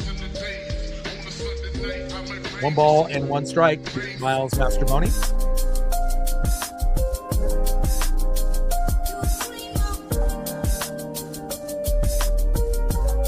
One pitch. Mastrobuoni pops up into left field. Smith is there. 1 away. Next up for the Mariners, second baseman Leo Rivas. Let's go, Leo. I feel like more confident with him than Bliss in the box. So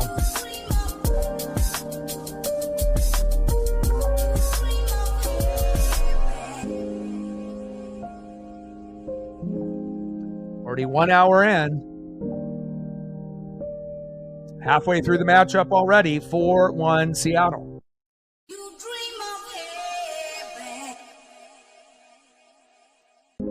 Pitch is high and out of the zone. 2 balls and no strikes. 0 for 1 with a ground out by Rivas. Come on, Leo. I believe in you. Pitch is outside. 2 balls and no strikes. And Leo is the kind of guy that will work the count to help him out. He knows he's not the best player on the team. He just got called up. So you just got to make the most of your opportunity and work the count. And not a lot of guys work the count like him. And it falls into left field. There we go. Nice job by Leo Rivas. He's got the speed to go from first to third faster than almost anybody on the team. Nice job, Leo. Let's see if JP can get a hit here as well. I think we found our nice combination at the end of the lineup. Now, Rowdy Tellez and Mastrobuoni are still kind of unreliable. They're not going to be, as reliable as maybe the 2 guys at the bottom of the lineup. But it's always good to have trust and to have confidence and to have aura and vibe at the end of your lineup instead of it being like, oh God, look at the 6, 7, 8, and 9. They're terrible. Or like, look at the 6, 7, and 8, 9. We can produce runs and hits here. So let's go. Trident's up. Got it. Reflect in the building. Appreciate you. He's getting us off the schneid. $3 holla. 97 to go. Thank you so much. I appreciate you. Every dollar counts. And we have Rocker going out of the game. Bang, bang. Good timing there. Mariners looking great early on. And like I said, sometimes you need a springboard win to kind of change your aura, your vibe, your mindset. After Robles and Blitz went out, the team was kind of down in the dumps. Then we get down 5-0 in the last game in the set. And in the 8th inning, we have Magic, as well as in the 9th. We come back and win 7-6. And we're about to possibly win these 2 games against they're the number 1 team in our division, right? And then we got Logan Gilbert on the mound tomorrow against Nathan Eovaldi. I like our chances in that game. If we can get the brooms out for Texas, we can beat anybody in the league, period. Texas is one of the best teams, in the league. And again, you just have to believe. And, I hate to see the injuries to Robles and Bliss. And missing Robles is going to be huge offensively and defensively. But I think the Bliss injury was, sometimes it's next man up mentality. And they probably wouldn't have replaced Bliss, this season, or maybe it would have took, till maybe after the All-Star break. So actually getting Bliss, and I don't wish injuries on anyone, but just a simple fact, next man up, Rivas is the better player. He's the better hitter. He works the count better. He's better on the bags. And again, when you're 5'5", 5'6", and you're trying to steal bases, and you got short arms and short legs, it doesn't work. So this is actually going to work really well for us, I feel. And it gives JP the confidence that he's got someone next to him in the lineup where it's not a liability anymore. It's going to be one of our strengths, I feel, at the bottom end of the lineup. Now they bring in Caleb Bushley, and hopefully we can fuck him up some well. Let's go. Oh my God. Yeah, Wu was shaky. He had a 4-pitch walk to start off the game against Simeon. Couple base hits. Then we had Luke Rayleigh that had a routine pop-up. He just let it hit the turf, and him and Julio looked at each other like miscommunication. But with bases loaded, no outs, we only gave up 1 run. So it's been a lot of singles, but we were able, to get a double play. We were able to get a couple Ks. And Wu was shaky, in the first inning, but he settled in just like Bryce was shaky yesterday, giving up bases loaded as well in the first inning. But again, if you give up bases loaded and you give up 1 or none, who cares? Like, as long as you get better in the 2nd, 3rd, and 4th. And luckily, we've been able to get things kind of going. But Smith singled to center. Simeon scored 1-0 Texas. Julio got a triple, right? Crawford obviously scored off that. That was 1-1. Polo sacrifice fly, 2-1. Cal Raleigh with a double. Randy Arozarena with the wild pitch, 4-1. And then Rayleigh doubled to left. Randy Arozarena scored, and that got us to that number. So pretty special.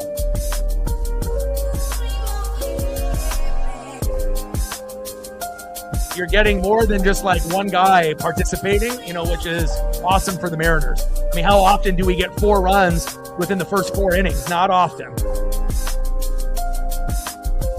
2 balls and 2 strikes from Bushley to Crawford. The year of the Woo, baby. And there's not very many teams that hit Woo well. I think Texas is like the best out of all the teams, especially the teams that are in the AL West.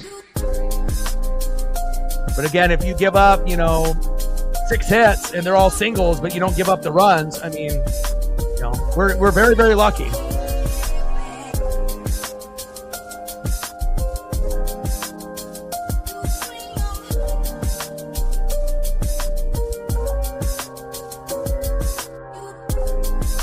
Bottom of the 4th, 4-1 Mariners, runner at first, 2-2 pitch, JP, and that's going to be a double play, throw to second, throw to first, got him.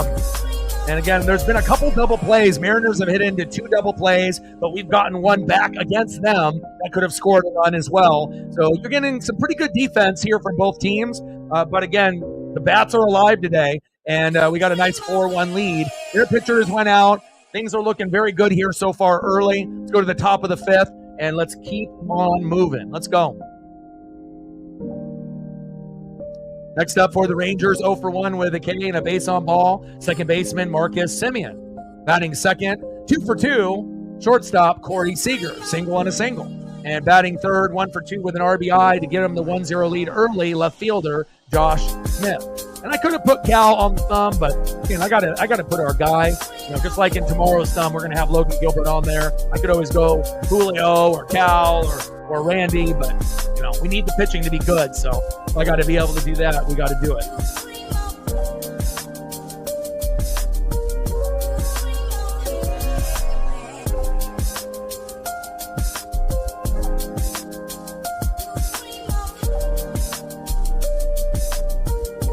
Click on a couple photos here in between or reflect. Need that Soto mojo, baby.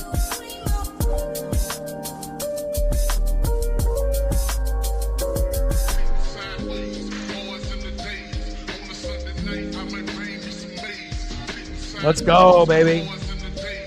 Pacific Northwest, represent. Let's get it.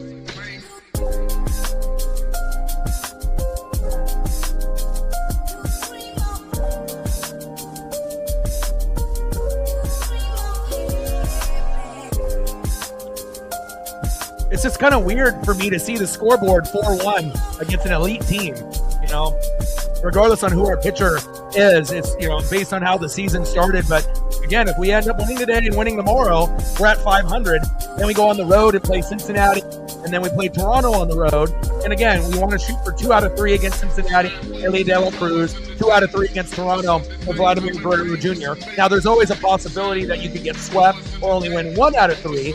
But based on winning against the Astros, and then if we win 3 straight against the Rangers, you know, we'll have that momentum that we could possibly win 2 out of 3 or better against both the Reds and the Blue Jays. And if we do, we'll be above 500, and we'll be catching Texas for that first place spot in the AL West very, very soon.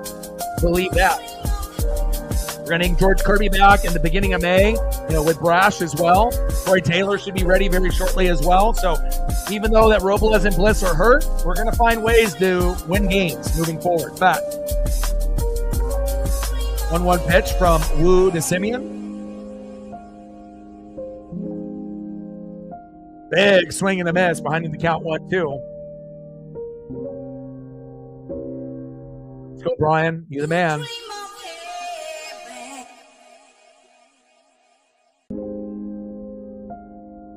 Yeah, Rivas' money. You can already tell, like when you and me went over the stats, you know, again, you know, better hitter, you know, more patient in the box, you know, just as good of a defender as Bliss, you know, and in my opinion, you know, there's going to be plays that Bliss made. You were like, wow. But I think Rivas will be able to make some of those with some more playing time. You know, if you want to give the edge to Bliss defensively over Rivas early on, fine. You know, but again, I feel that it'll be around that same level. You know, and again, being able to use his speed and run the bags appropriately, and again, stealing bases, Rivas will be able to do it. Bliss, not so much, being 5'5", 5'6", and you know, having, you know, short arms and short legs. Unless you get a huge jump, you know, he's going to be out like 99% of the time whenever he would attempt to steal a bag. So I really feel that this injury to Bliss is going to be a blessing for us in disguise. So I like Rivas a lot, man. I think it's given JP the confidence that he's got a guy, a partner in crime at the bottom end of the lineup where they can work together and kind of vibe with each other, you know, instead of being like, oh, fuck, we're at the end of the lineup, you know, and no one's going to believe in us. Like, I feel like you're going to see an uptick in Rivas and JP's production moving forward. You know, it's just like in sales when you have certain people in the room together and then you move into another room to try to create that vibe. I think just JP needed, you know, a partner in crime at the end of the lineup there. Popped up into left field, 2 away. Nice to be able to get Seager out finally. 2 singles early on, Mr. October. Next up, left fielder Josh Smith. A very shaky first inning for Wu, but he's been money since.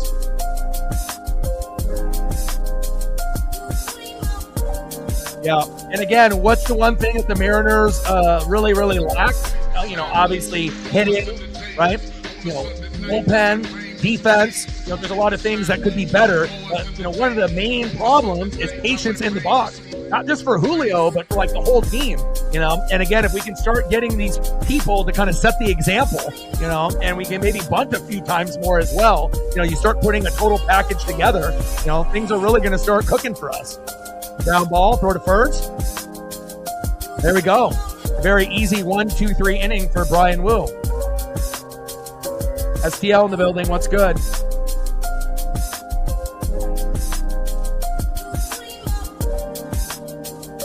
And it's kind of ironic and funny because, you know, we were talking about, you know, Julio's got 3 home runs early on, but his batting average and patient in the box isn't very good. And, you know, it's like, we want to see you get base knocks, singles, doubles, triples, you know, and again, you got your first home run 20 plus games in. You already got 3 right now, and we're on game, you know, 15. So again, you're ahead of the curve, you know, on that end. Home runs, but to help the team, you know, getting a home run here and there, that's nice, you know, but again, getting base knocks and moving guys over will be more beneficial. And as soon as we said that, he ended up getting a triple. I mean, how often does Julio get a triple? Not often, but he got one today. And he knocked in JP to kind of start some momentum. Let's see if he can do something special here today. 1 photo, 2 photos, 3 photos, 4 photos. Trident's up. It's good luck. Let's go. Batting second, 0 for 1 with an RBI. We found our DH maybe for the rest of the season, even though they may test him at second or third at some point. Maybe just keeping him at DH would be smart. He's got a noodle arm. He's not really a good defender. Number 2, Polo, Jorge Polanco. And number 3, big dumper, catcher, Cal Raleigh. And I know that with Polo's money, you would probably want to be able to use him more than just a hitter alone. But if he really isn't very good at defense, and then you feel more comfortable with like Dylan Moore or whoever, and that gives us another opportunity for defense and offense, so be it, It's not like we have Eugenio Suarez at third base, and we got a guy that can hit 30 to 40 home runs and be a top 10 defender at third. They really fumbled the bag with that. But sometimes you don't realize what you have until it's gone. Or you do realize what you have and you're just cheap. That is the Mariners. They just think that, oh yeah, we're going to be able to get another guy just like that, and we haven't had anybody close to Eugenio Suarez at third since he left. You can rotate a number of guys and they're not going to be him. Good vibes only. Julio. Little flip to first. At least Julio's running a little bit faster to first base. No patience in the box. Always swinging at that first pitch, whether it's a strike or if it's not. Frustrating as hell. And then once he gets into an 0-2 count, if he fouls off the second pitch, it's already 90% of the time or higher, strike 3. Or you'll ground out. It's like a wasted at bat. Julio is the worst in an 0-2 count. Next up, DHing Jorge Polanco. Let's go, Polo. Batting over 400, baby. Let's go.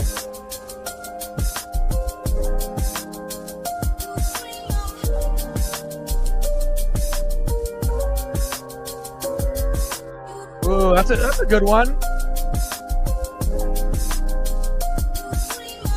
I don't know. I mean, wherever the team would need me, like I said, I think being a starting pitcher would be exciting, but also if you were one of the best closers, and you could have like a, kind of a theme or like a vibe, like, usually closers, it gets dark and they have the music and then they come out there and the crowd goes crazy. So I think like, being a closer or a starter, it has its perks and whatnot. But as far as theme song, man, I don't know. Enter Sandman. I mean, there's quite a few. I love Ozzy Osbourne and whatnot. I could always go something like, hip hop related, but I think going rock related would be better. It kind of catches more vibes, I feel. And Polo strikes out. A little questionable there. Let's look at this pitch again. Is it in the zone? Nowhere near. Outside of the zone. This ump called strike 3. I don't know about that.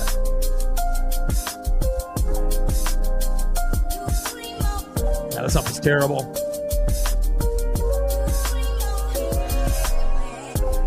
Here goes Polo. Next up is big dumper, Cal Raleigh. Strike 1 on Cal. But again, we're up 4-1, so at least it hasn't been like, oh my God, what is this ump doing every inning so far? I think I've seen only maybe 2 or 3 total pitches that were like way, way off call-wise for both teams combined. I mean, I've seen it where we've had 3, 4, 5 bad calls in like the first inning. And then you're like, holy hell, this guy's like Angel Hernandez, reborn and recreated, right?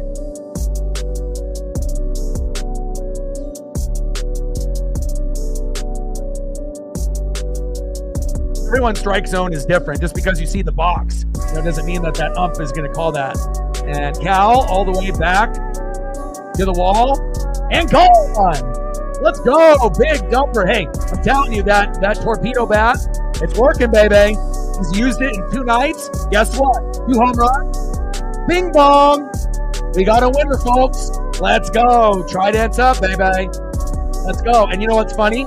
Julio refuses to use it. Well, maybe you should. Because, again, it's working for other guys, and, you might be stubborn and you don't want to use it. But, again, you're not very patient in the box. And, again, maybe if you're going to be overly aggressive, using a fucking torpedo bat might actually help you get a home run on a first pitch, rather than doing what you're doing right now. Because guess what, Julio? What you're doing right now really isn't working that often. I mean, yeah, you got a triple today. You got 3 home runs so far. But again, using a torpedo bat might actually help you. Just saying, bing bong, 5-1 Mariners, baby. Let's go, Cal. And again, Cal, has been struggling. And then now he's starting to heat up too. So again, sometimes it takes 10, 15, 20, 30, 40, 50 games, 60 games before, you really start getting into a good rhythm, especially when the warmer weather, starts to come about. Obviously, as we get into mid to late May, June, July, and August. Let's go, Mariners. Ana in the building. Hola. Buenos dias. Buenas tardes. Buenas noches. Vamos, maneros. Let's go.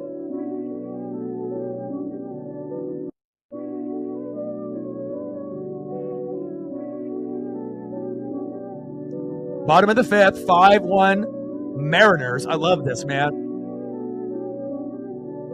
Pitches outside, 2 balls and 2 strikes. Yeah, but you're in Connecticut, though. Connecticut and Oregon, we're on 2 separate sides of the country, but the weather that you get and the weather that we get out here, I mean, we're going to definitely get a lot of rain out here. Randy, slow dribbler to third, throw to first, but the damage is done, baby. 5-1 Mariners. Love it.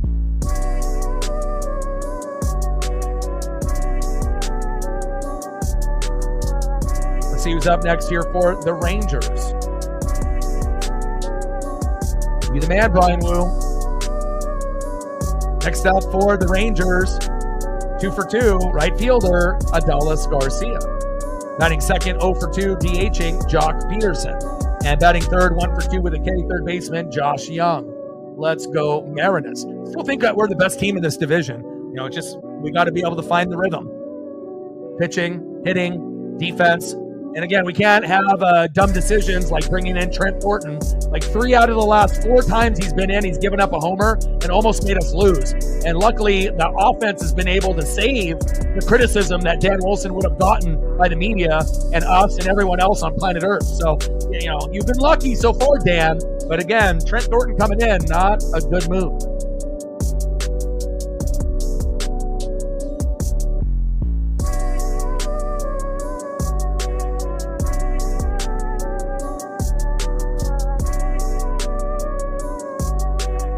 Let's go, Mariners. Like, sub, donate, comment, share. If you haven't smashed that like button yet, please do. We got to be at 20 by now. And then we're at 3:97 to go on the dono train.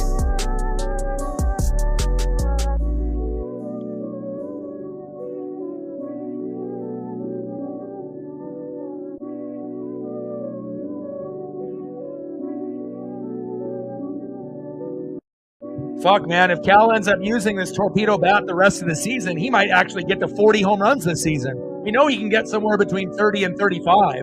But maybe with this torpedo bat, it can give us an extra, 5 or 10 home runs, for, people that use it. 5-1 Mariners. Is this real? Wow. Let's go. 7 more to 30. Let's get it. First pitch. Popped up, out of play. Strike 1, 0-1 count. From Adolis Garcia to our guy, Brian Wu, who's probably our second best pitcher right now behind Logan Gilbert and would probably be third best, obviously, with Gilbert, Kirby, and then Wu.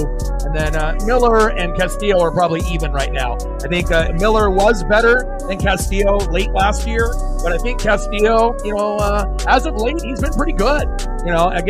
For us to be able to have him as kind of like the 5th ranked, but he is in the 2 hole. He's taking Kirby's 2 spot until he comes back healthy. And we got Gilbert, here. Then obviously Monday, the Mariners are off. And then on Tuesday, Luis Castillo goes against his former team. It's perfect. That's exactly what we need, have our strong here against Texas. And then, Luis F. Castillo and Emerson Hancock obviously got sent down. Who will be the pitcher after Luis Castillo?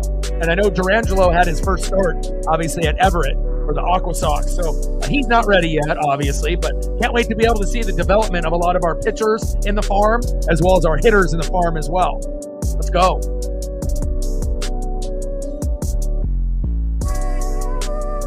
Top of the 6, 5-1 M's, baby. Dallas Garcia on a 1-2 pitch. Big swing and a miss. See ya! Brian, woo!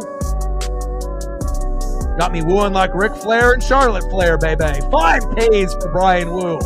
After giving up 6 hits, all singles for the most part. Way to recover. Bases loaded, no outs in the first inning. No problem. They gave up a run, and that's all they have so far. Next up, Jock Peterson. Luckily, we're not in October, because when it's October, Jocktober goes big, but early in the year, sometimes he struggles.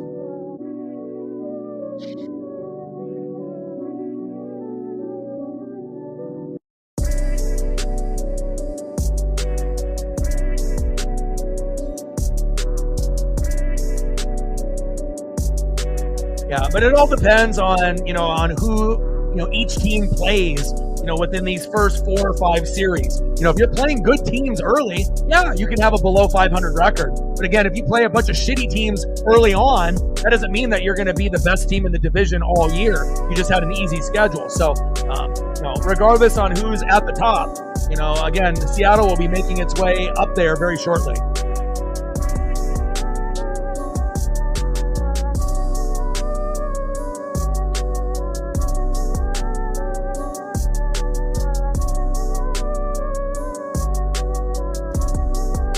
Because let's be honest, if the Mariners actually can start, getting 4 to 5 runs or more every game, it's going to be hard for teams to beat us with our pitching, especially if we're getting the right combination, of guys in the pen besides Gabe Spire that can kind of help us out. But again, if we get 4 to 5 runs and we have our, pitchers that are wheeling and dealing, we don't have guys like Thornton coming in and fucking it all up at the end, we got something kind of cooking. And it seems like Vargas has taken Santos' spot. He's been kind of unreliable. Really, the only one I trust is, Munoz as our closer, and then obviously Gabe Spire, number 1 in the pen. So, and now we just have to find another pitcher, to join our squad with Castillo, Miller, Kirby, and Wu,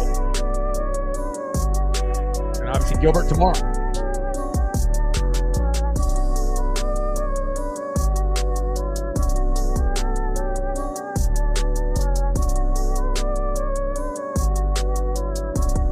First pitch is high and out of the zone to Josh Young, 1-0 count.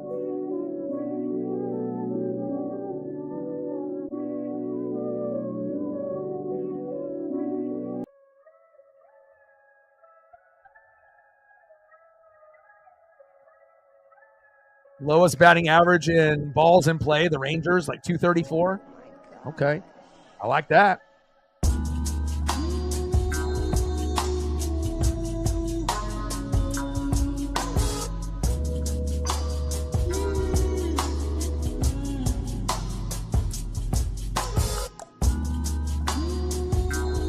One pitch, little dribbler. Strong throw by Mastroboni to first. Did he get him? Yes, he did. Mastroboni has been pretty good defensively. He's had a couple bang plays, like Dylan Moore made before he had that one error with Houston, but he's had a couple plays that we've gotten out by this much that could have extended the inning. Nice job by Mastroboni at third. Solid. Let's go to the bottom of the 6th and let's keep adding on to this lead. And let's keep making the Rangers pay. Next up for the Mariners, 1-for-1 with an RBI and a base on ball, right fielder Luke Raley. Batting second, 0-for-2 with a K, first baseman Rowdy Tellez. Get that tornado bat, baby. And batting third, 0-for-2, third baseman Miles Mastroboni. Torpedo, use it. Let's go, baby. Working. Going to continue to be on the desk. You winning? Griffey thinks so. Griffey taking photos at the Masters and everywhere else. And even though it's early, you know what time it is. We want the good vibes to be going.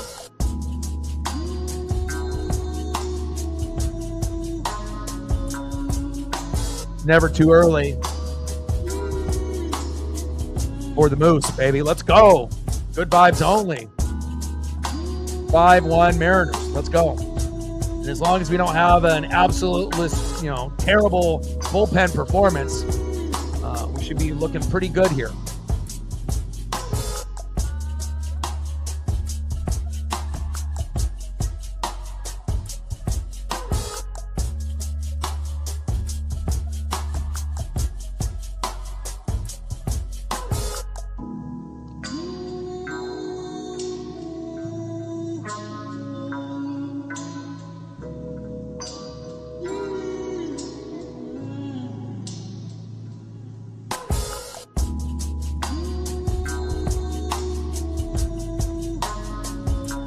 Bosley on the mound, Rayleigh in the box.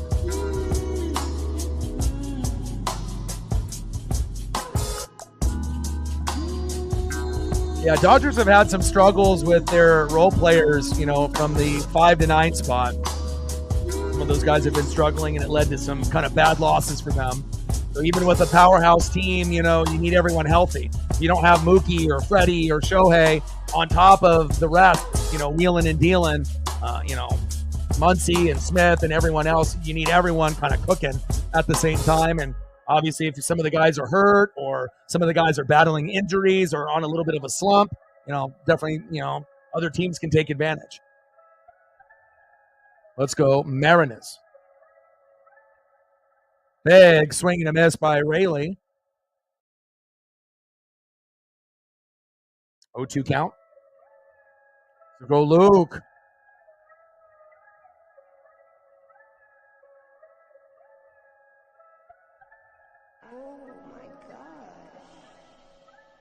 Pitches outside. 1 ball and 2 strikes to Luke Rayleigh. Well, I mean, anyone that is a shitty ump, it's nice that they're no longer working, but there's still many other individuals that are close to him, based on not being accurate. Lots of umps, are not very reliable. But Angel was definitely one of the worst. And he held grudges against people. You can tell. He would give certain guys, the strike zone, the size of planet Earth, and other guys, it would be almost non-existent. So, and obviously there's some collusion there, if you're holding grudges against players. Like if someone says something to you or gives you a look, and then you just fuck them over the rest of the game, they shouldn't have people like that employed in MLB, but that's what he would do. Can't hold grudges in baseball. It's supposed to be, you're calling everything even. If it's a strike, it's a strike, but Next up is Rowdy Tellez. Big swing and a miss behind the count 0-1. Let's go M's.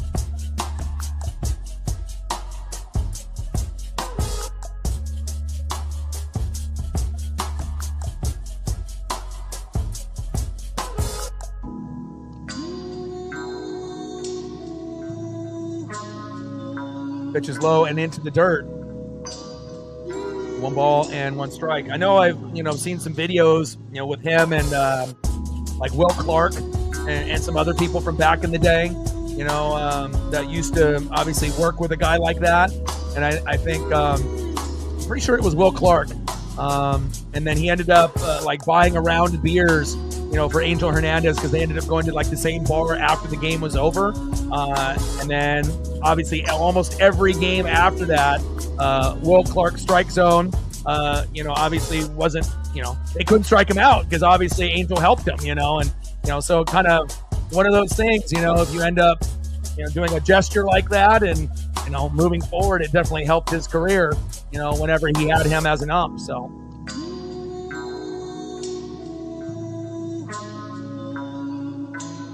Two away. Next up, Miles Mastrobuoni. I mean, I wish it wasn't like that for favoritism, for referees, but it exists on the NFL side as well as the NBA side and the NHL side, especially if they have a relationship with the player, or the family, or if they're doing sports betting, which a lot of, referees and umps do, even though they're not supposed to, so there's always an agenda.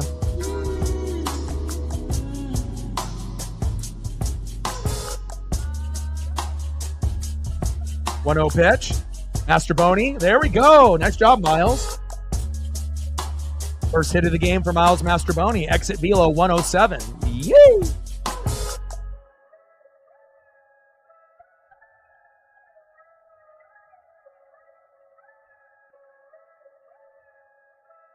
Next up, second baseman Leo Rivas. Let's go Mariners. Let's make the Rangers pay.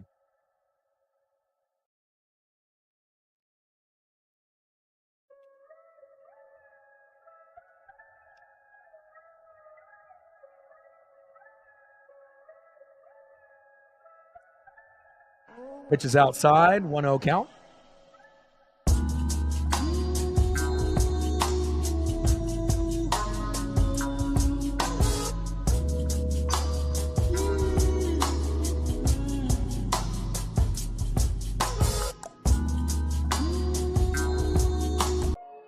Pitches in the zone on the corner for a strike. 1 ball and 1 strike to Leo Rivas. Bottom of the 6th, 5-1 Mariners. Let's fucking go, baby. Great start.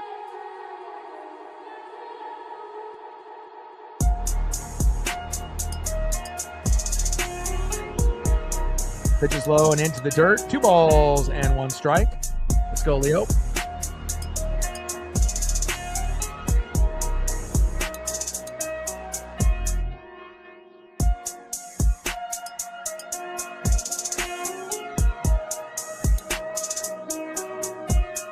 And Rivas pops up.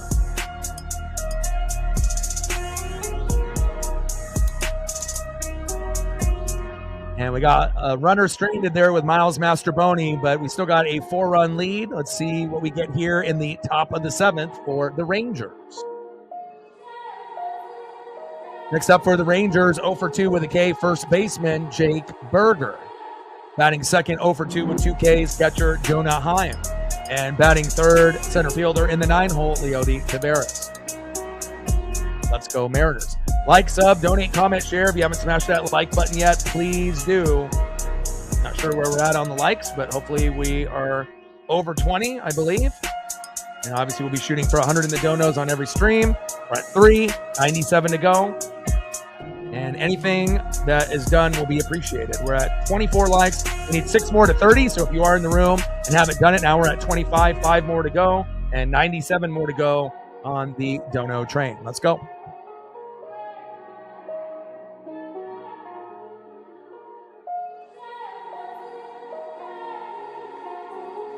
Brian Wu, 6 innings pitched, 6 hits, most of those in the first inning.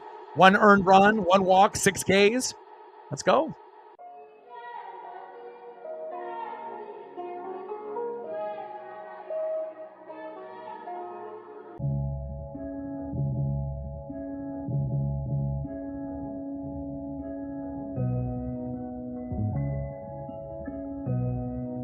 Appreciate that. Every dollar counts. We're at 5, 95 to go. Stacks on stacks, racks on racks. No Cactus Jack, bang, bang.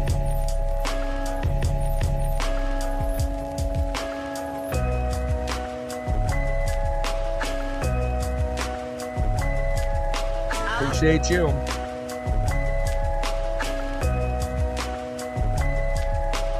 Now, every dollar counts. Like I said, just the internet and the streaming, fee for the program, that's $150 a month.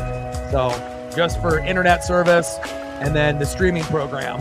So usually one is like $110 and the other one's $45. So again, every single dollar will help, contribute towards that so we can continue the grind and do this every day. Top of the 7th, 5-1 Mariners. First pitch from Wu to Berger. Inside for a ball, 1-0 count.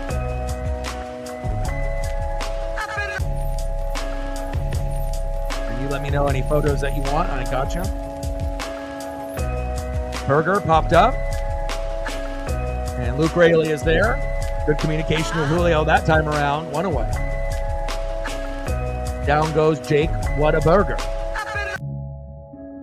Next up, catcher, 0 for 2 with 2 Ks, Jonah Heim. Sweet catcher photo. It's like special teams photos for the NFL. You don't see too many photos with them in the gear, but they always look awesome.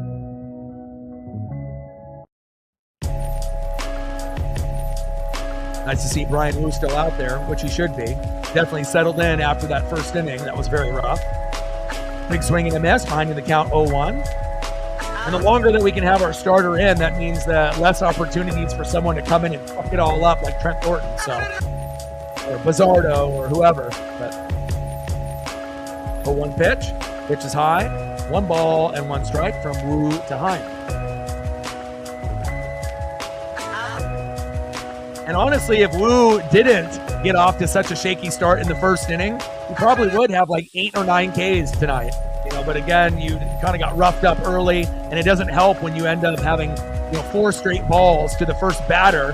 That's very uncharacteristic for Wu, and it kind of set the tone in a negative way. And then it was like bases loaded, no outs, but they only scored 1. So we have to be feeling pretty good about that, because it easily could have been 2-0, 3-0, 4-0, 5-0 in the bottom of the first inning. And again, I'm glad that Wu was able to recover, just like Bryce Miller recovered from bases loaded in the first inning against his team yesterday. And got 4 Mariners converging, and Julio says, "Get out of my way." That's out number 2. The Moose loves it. There we go. Nice job, Julio.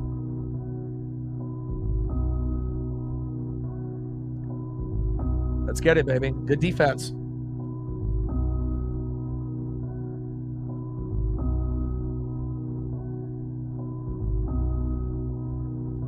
Alvin in the building. Judah in the building. What's good?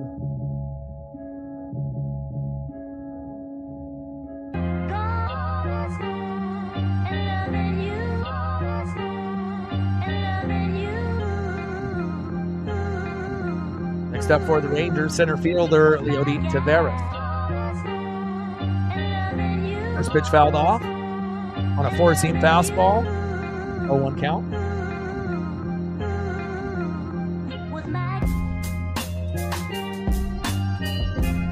Yeah, game's not over yet, but I mean, again, against a first-place team, typically, even though that the Angels and there's, teams that are going to be very close to each other at the top, but for a good chunk of the first part of the year, the Rangers were in first, and obviously now the Angels and a few other teams are, we're going to be jockeying for position, all the teams there.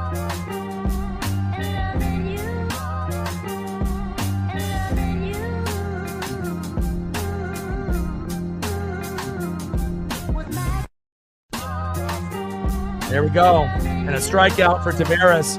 I like that, baby. Let's go. Woo, wheeling and dealing.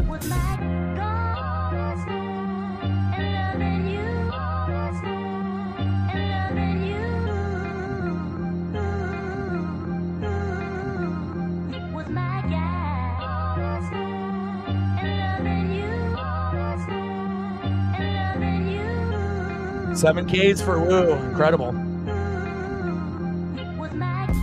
It's our guy. And again, he's got a chance to be, the best pitcher on the squad with Logan Gilbert this year. Logan is still, the most seasoned and is the best.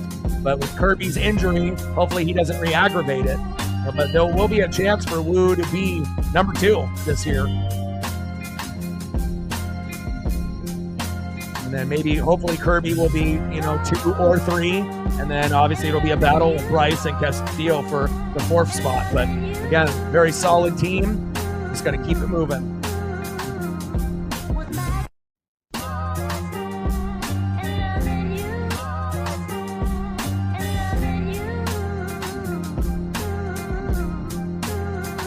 Hell yeah, I'm excited for you, my guy. Anybody that can go, to games. I know my best friend Justin is going to be going either with his dad or with one of his high school buddies, and they're going to go up there for a night and go to 2 games and spend the night up there in Seattle. And depending on the rotation, he's going to get Gilbert and Wu. Or he might end up getting Bryce and Castillo, and I know he would rather see Gilbert and Wu in action. His birthday and my birthday are roughly around the same time. His is at the end of April, mine at the beginning of May. So.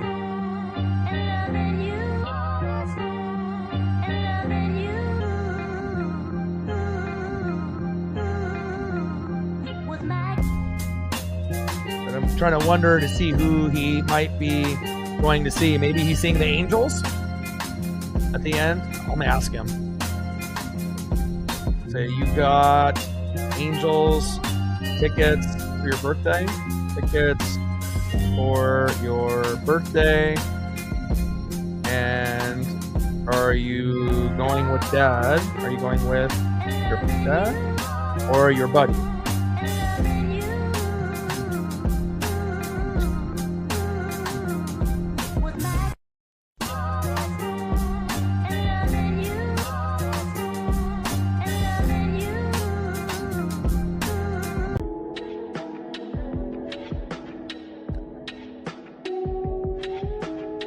All right, baby. Next up here in the bottom of the 7th inning, 1 for 2 with a K, J.P. Crawford. Batting second, 1 for 3 with a run, RBI, a triple today, bringing in J.P. home in the 2-hole. And batting 3 in the 2-hole, DHing Jorge Polanco, 0 for 2 with an RBI and a K. But hopefully he'll get something here. Let's go Mariners.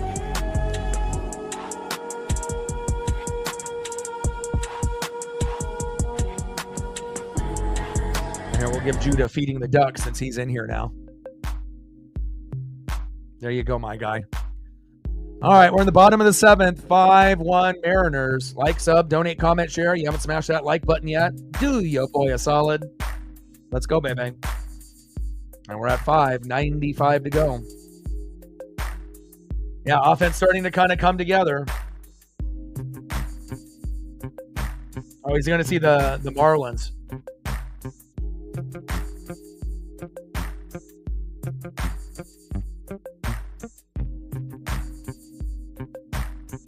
Definitely should be able to beat them.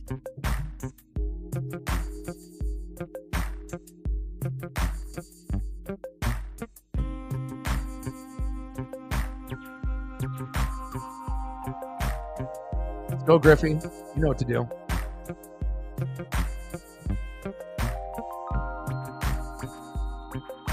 I'll tell you what, it feels good being ahead 5-1 instead of being down 5-1 like we normally typically are.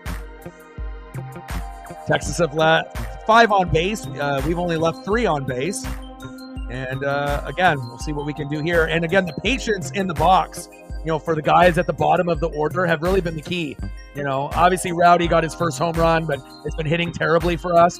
But I like what I'm getting out of Miles and Leo and JP. And I know some haters, that just like look at those 3 names and they don't watch us. They're like, oh, those guys all stink. But they've actually really started to come together as a trio at the end of the lineup, and instead of being a liability, they're an asset.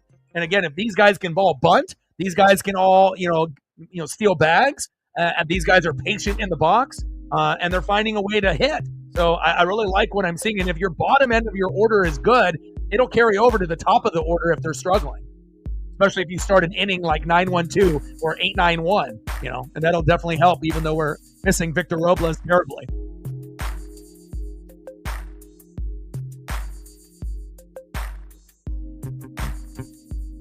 And we like that. JP with a walk. I love it to see other pitchers on other teams struggle, baby. It's usually us. Take your base, JP. 3 balls. That's just like with Brian Wood and Marcus Semien to start off the game. That's what we had. Next up is Julio Rodriguez.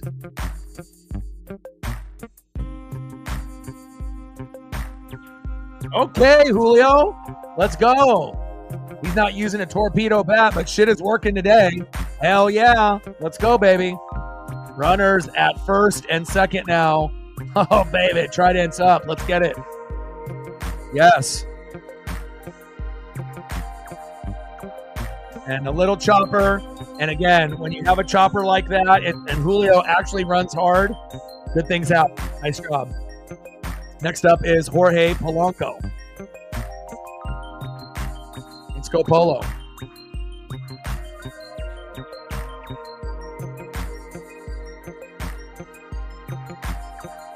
Yeah, it's just the name of that's what the name of the beat was through, the program itself. That's what they named it for whatever reason.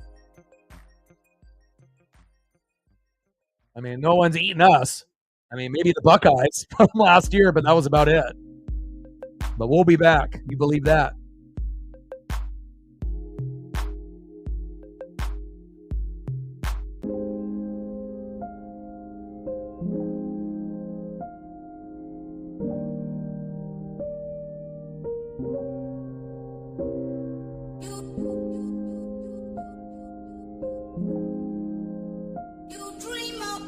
And Polo strikes out.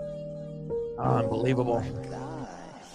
But in the game that, we really needed Polo to step up. I mean, obviously everyone else has been able to kind of carry the team. And normally he's the one carrying us. But I still would love for him to get at least a hit before this game is over.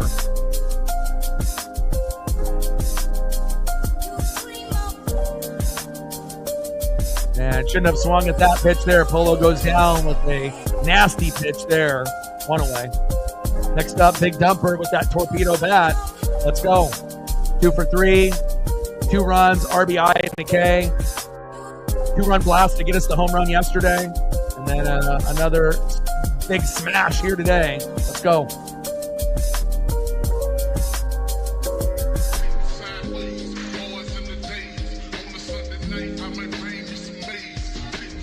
Which is high and outside. 1-0 count.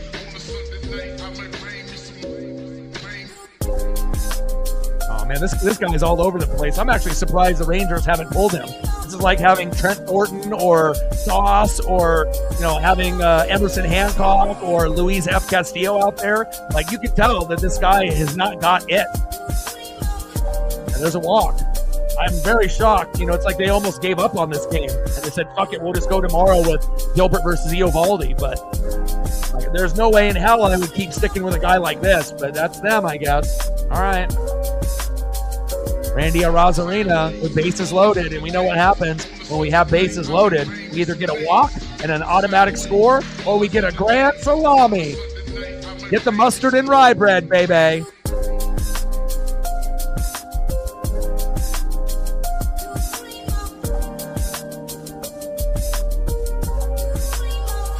Pitcher is all over the place. Inside, outside, inside, outside. Well, we'll take it.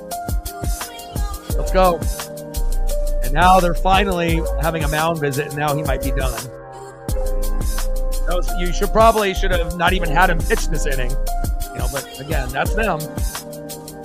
Sometimes they'll make some odd decisions, just like Dan Wilson and Scott Service. Instead of, I feel with like Scott, it would be more like, he was going based off like stats, but sometimes you got to do it based off vibe. And I feel like Dan Wilson does it mostly off vibe, but also sometimes his vibe check is wrong and he sticks with a guy too long or pulls a guy too early. But again, Scott had that problem too, and we'll see where it goes here. So mound visit completed. They're not pulling him. Let's go, Randy. Go to Randy Land, baby. Like Disneyland, but better. Let's get it. First pitch to Randy. On the corner for a strike. 0-1 count.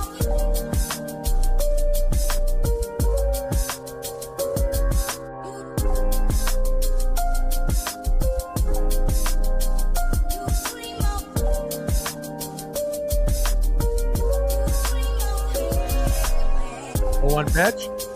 Fuck, Randy, why'd you swing at that? Big swing and a miss. Should have just let him pitch that pitch there. Then it would have been 1-1 there. Bottom of the 7th, 5-1 Mariners. Bases loaded with 1 out. And as long as we don't hit into a double play, we'll be fine. Randy fouls that one off. 1 ball and 2 strikes. To Randy Arozarena. Come on, Randy. Yeah, true.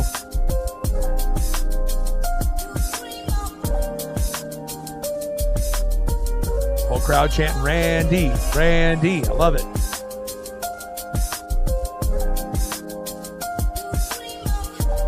Uh-oh. Count now is full. 3 balls and 2 strikes. Don't swing. The chances of him planting it right in the zone, not likely. We can get a freebie right here. If you don't swing, it could be 6-1.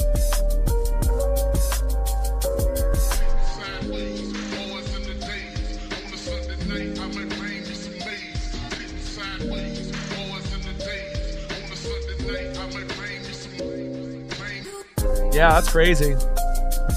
Every once in a while, you'll get a football score in a baseball game. In play, and Randy popped out. Should have just let him pitch it.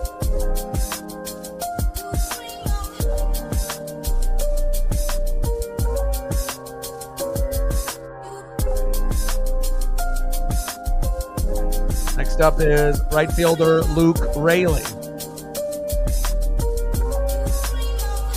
First pitch, four-seam fastball, high and outside, 1-0 count. And it looks like if he wouldn't have swung, it might have been just strike three right there anyways, based on the zone, you would assume, but who knows with this hump. All right, 2 away. Come on, baby. Let's get at least 1 run with bases loaded. I mean, how often are we going to actually get bases loaded on another team?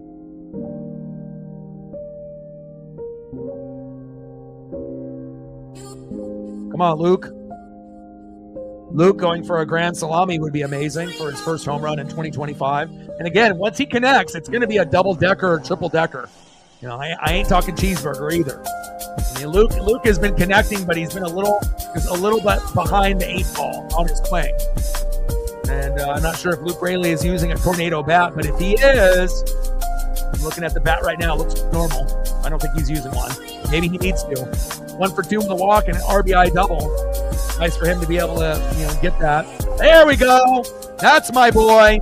That's my boy. Raley reached on an infield single to second. Crawford scored. Julio scores. Raleigh, baby. 7-1. Mariners. Woo!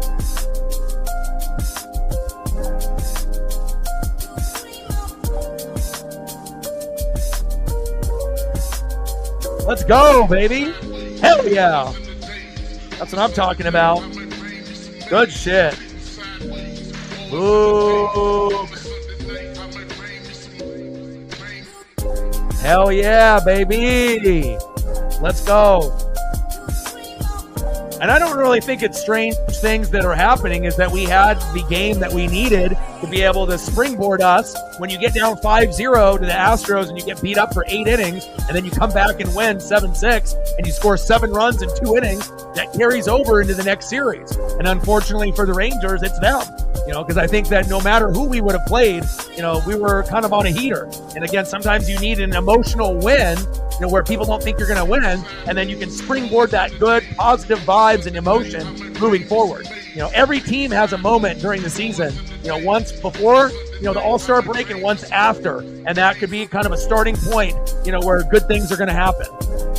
Rowdy.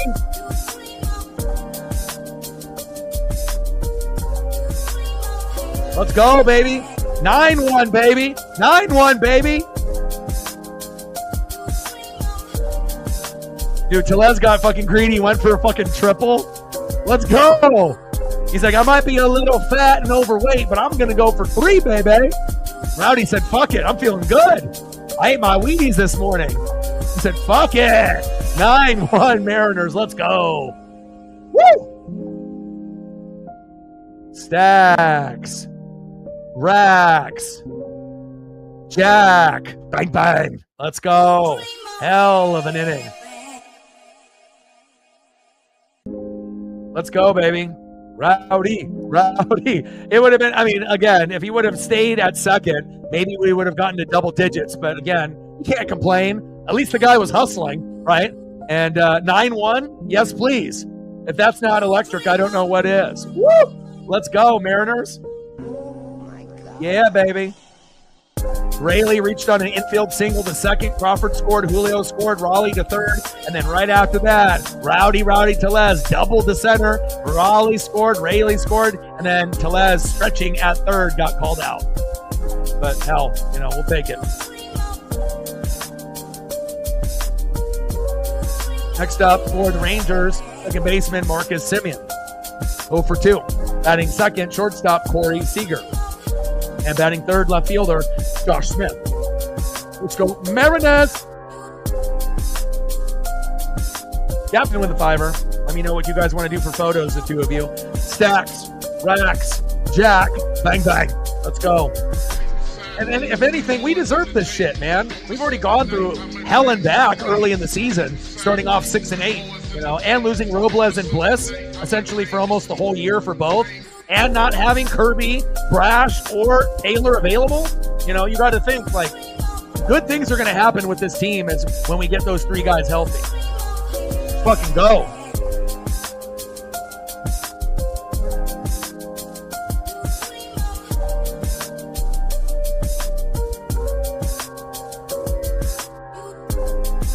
And we got Gilbert on the mound tomorrow. Let's fucking go. Look at Rowdy run.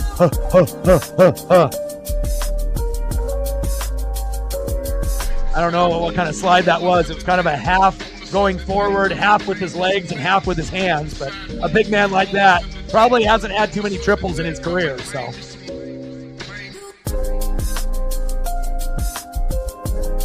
And we got Eduard Bazardo in. 91 pitches, 7 innings pitched for Wu, 6 hits, most of them in the first inning, 1 earned run, 1 walk, 7 Ks. Magnificent. And that's why it's the year of the Wu. He's definitely going to be challenging Gilbert for best pitcher on the team this year. Fuck yeah, baby. Fuck yeah, baby.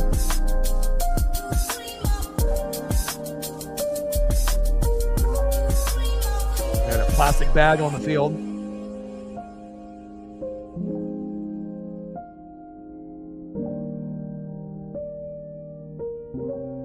Oh, everyone's going for the hot dog from heaven promotion. Everyone gets hungry around this time, too, in the 7th or 8th inning. And if you don't got to get out of your seat or you just stand up and you get a nice hot dog for free, yeah, who wouldn't want that?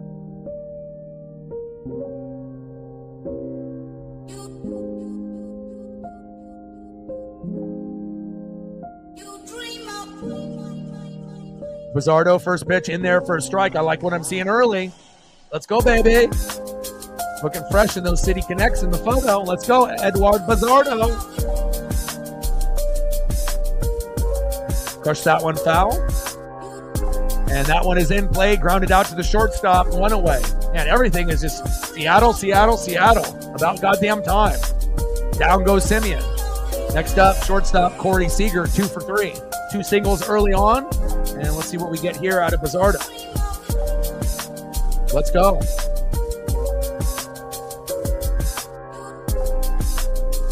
I'm good, JJ. How are you?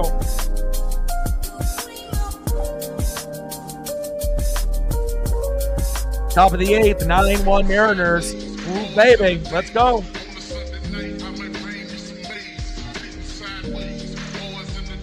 Yeah, well, hopefully we're going to get a Kraken win and a Mariner win on the same night. That doesn't happen often.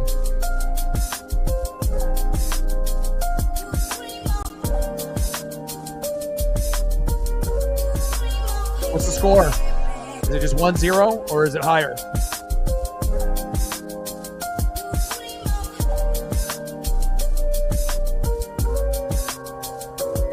Oh, I appreciate that. Good to hear.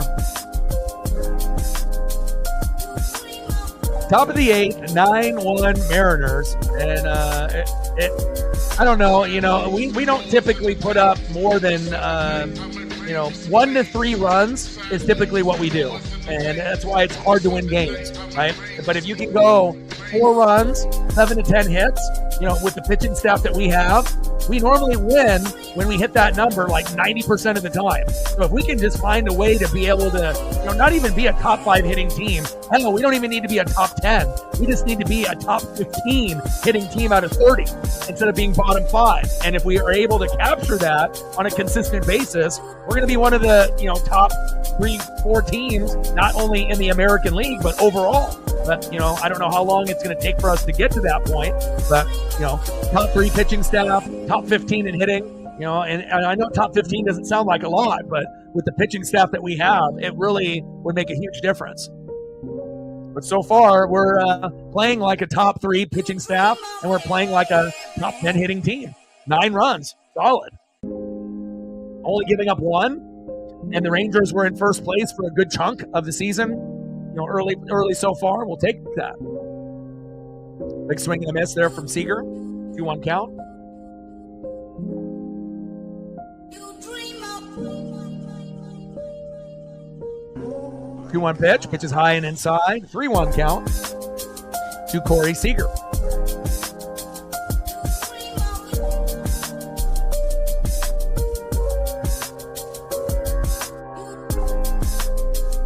And Seager flies out. There we go, baby. I love that. 2 away.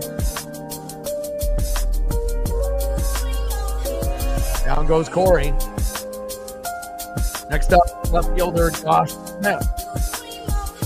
Takes a strike looking for the four-seam fastball. 0-1 count. Bazardo is locked in, man. And again, a lot of times, like if you saw Bizzardo last year, he was like Taylor Saucedo, but just the righty version. He was terrible. This season, much better, you know, and again, we need it. He ain't no games player, but again, so far, so good. Really, the only guy left on the team that, you know, hasn't been good in pen. Well, there's a couple, you know, that haven't been sent down to AAA yet, but Brent Thornton, he's given up, I think, the most home runs out of anyone in our pen. So hopefully we don't see him ever again, but, you know, I imagine we will. Smith singled to center on a 1-1 count, and now they have a runner at first with 2 outs. Next up, right fielder Adolis Garcia. Time to get a force out at second with a little ground ball here. 16-0 Cubs over the Dodgers. Man, what did the Cubs eat for breakfast? Holy hell. Yeah, I mean, you know, it's anybody's game. You know, I don't think anyone's giving the Angels or the A's any shot, but you never know. If the Astros, Rangers, and Mariners have injuries, anything can happen. But I still think that we could win this division, even with the injuries to Robles and with Bliss. And if we don't win the division, I think we can get second place. I would actually be shocked if we don't get first or second this year. And that's not me being a homer. I just think based off our roster and how it's constructed, you know. It was just kind of tough, you know, series early on. And, you know, sometimes you got to be able to get beat up a little bit and then find your rhythm and have that breakout moment. And that breakout moment was against the Astros a couple days ago, being down 5-0 and then being able to come back and win, you know, and getting 7 runs in 2 innings in the 8th and the 9th and winning 7-6. And now we win this and we win tomorrow with Logan Gilbert, get the brooms out. We'll feel very confident going to, you know, on the road to Cincinnati and Ellie De La Cruz, and on the road right after that with no break in between to Toronto to Vladimir Guerrero Jr. 2 balls and 2 strikes from Bizzardo to Adolis Garcia. AM in the building. What's good, brother?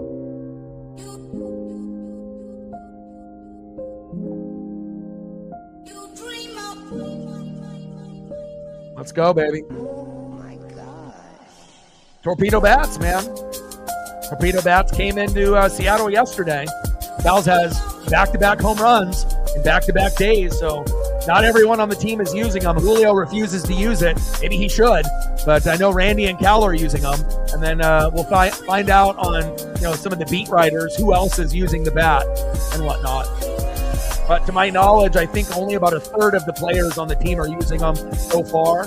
Some of them have tried in BP, ringing it, you know, and obviously like a guy like Julio didn't like it, but, you know, maybe he should. It's not like he's been, you know, red hot. But, you know, as of late in the last couple games, he's getting better. But still a little shaky when it's especially 0-2 in the count. Count now is full for Bizzardo to Garcia, 3 balls and 2 strikes.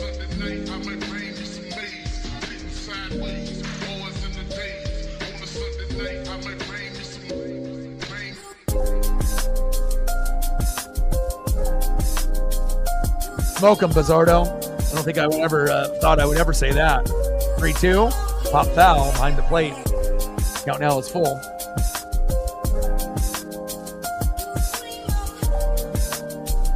Yeah, Phillies will always be interesting, you know, regardless if we're at home or on the road. You know, typically a pretty solid team these last few years. Definitely always a challenge, regardless of record. 3-2 pitch from Bizzardo to Adolis Garcia. Smoke him. Popped up. And that should be a routine play here.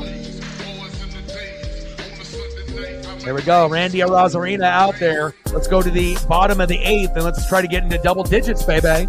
And with once was maybe a liability at the end of the order, now is one of our strong suits. Leading off, 1 for 3, third baseman Miles Mastrobuoni. Batting second, 1 for 3, second baseman Leo Rivas. And batting third, 1 for 2 with 2 runs and a base on ball, J.P. Crawford. And again, you know, if this was early in the year, we're probably like hitting our head against the wall, like, no, right? But Leo was better than Bliss. But again, with Miles and J.P., they really weren't hitting their stride. But now having Leo in the middle, like Oreo cookie filling, you know, everything is coming together. And I like what we're getting here at the end of the lineup. And if you look at most baseball teams on how they're constructed, a lot of teams, when you look at 6, 7, 8, 9, it's garbage. You know, unless you're one of the top teams, and you might have a couple guys that can get something. But I'm starting to feel a little bit of Uncle Mo and momentum building on the bottom end of the order. And if the bottom end of the order starts cooking, it's going to relay over to the top end of the order. Facts. 9-1 Mariners. Let's go. But again, Bliss getting injured was almost a blessing. We don't like injuries, but Rivas is a hell of a lot better of a player. Now, Bliss can play defense, but he's a shitty hitter. Rivas is smarter in the box, a better hitter, and we'll see defensively numbers-wise, but I don't think there's a big loss defensively with Rivas out there. I feel that it's pretty equal, and maybe Rivas will end up even being better statistically than Bliss, especially Bliss is out for 4 to 5 months. So having Leo is huge.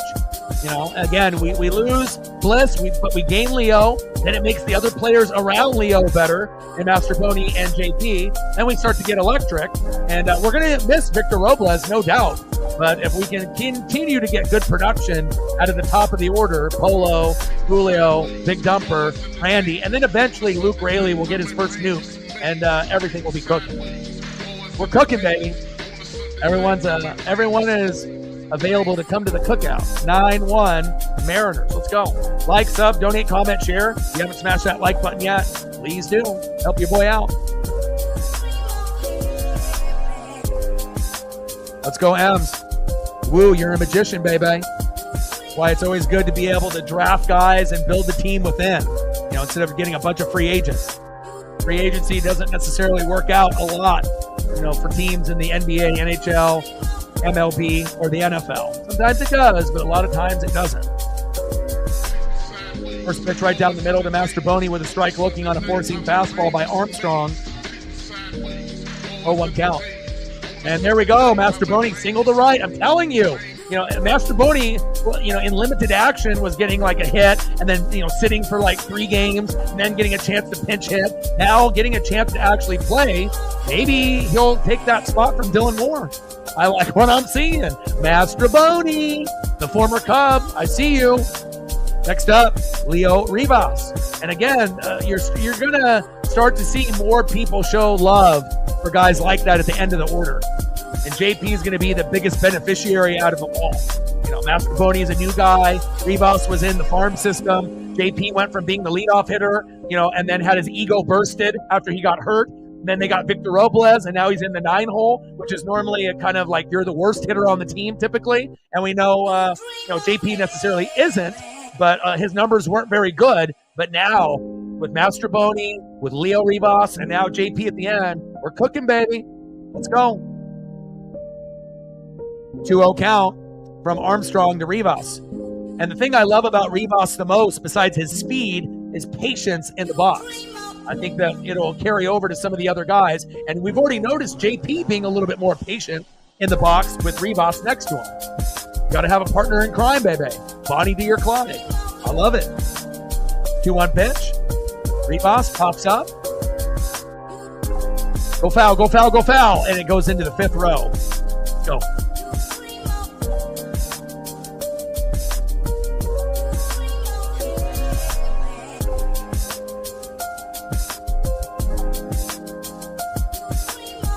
Go. Griffey knows. We got this, baby. And we got Nathan Eovaldi versus Logan Gilbert tomorrow. And much love and respect to Eovaldi, but we got this team a little bit on the ropes. And again, we were terrible in morning and afternoon games in the last 3 to 4 years. But this year, it seems like we're getting a little bit better in the morning and the afternoon. And I really like our chances tomorrow. It's going to be tough. I wouldn't be shocked if Logan gets beat up a little bit early, but can settle in, just like Bryce Miller and Brian Wu did. And I don't expect the game score to be like this tomorrow, but we might be able to win 4-3 tomorrow, or 4-2 or 5-3 or something of that nature if the bats come alive, and I hope they do.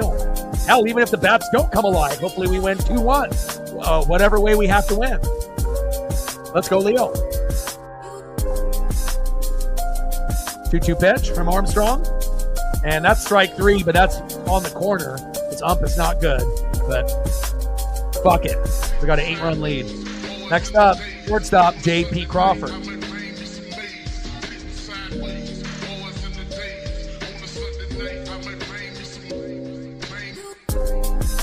Yep. Pressure's on for guys like Garver and Dylan Moore and the others that are on the outside looking in. Better step up or your playing time will be gone. First pitch to JP. 1-0 count. 1 for 2 with a single and a walk.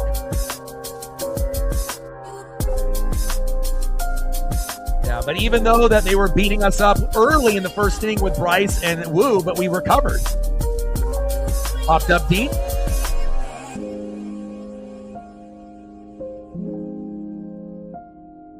Two away.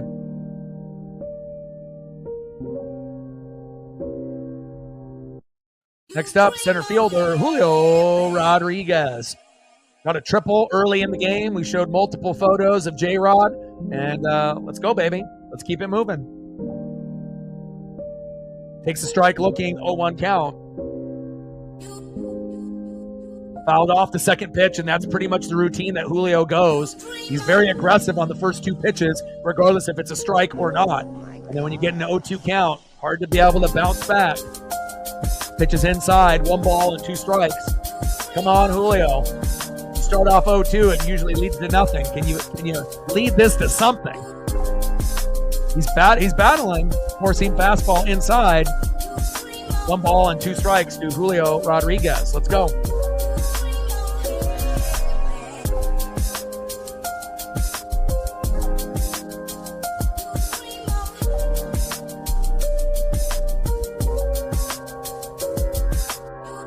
Let's go.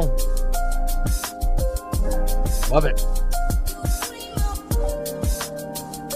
And Julio strikes out swinging. What's new? But at least he's able to do some damage early in the game and make a big difference, in this game today.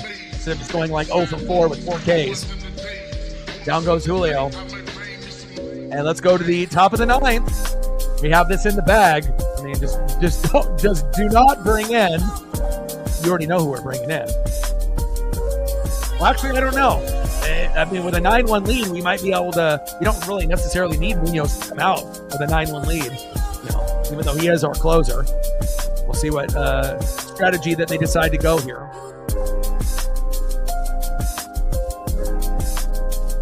Let's slam the door shut.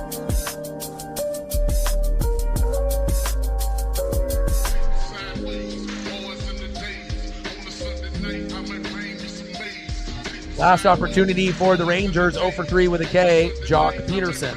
Batting second, 1 for 3 with a K, third baseman Josh Young.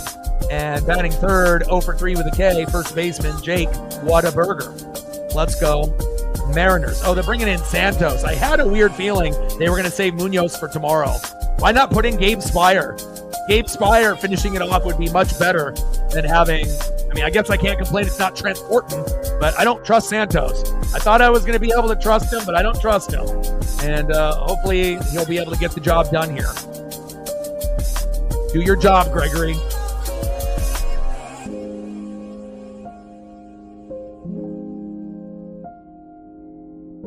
Let's go.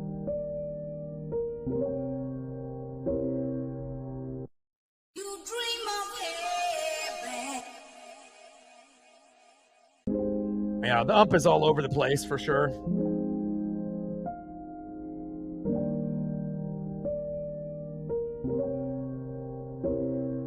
The Griffey bobble continues to stay as long as we keep winning, baby.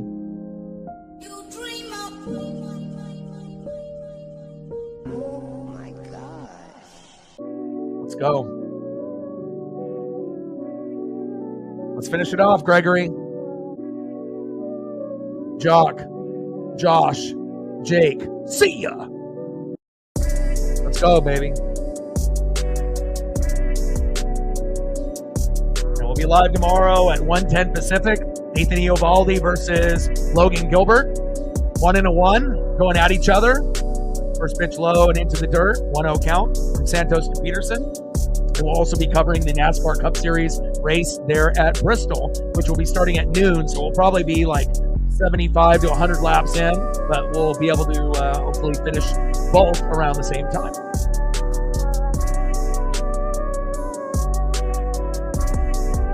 Takes a strike looking. 1 ball and 1 strike from Santos to Peterson. Let's go Mariners.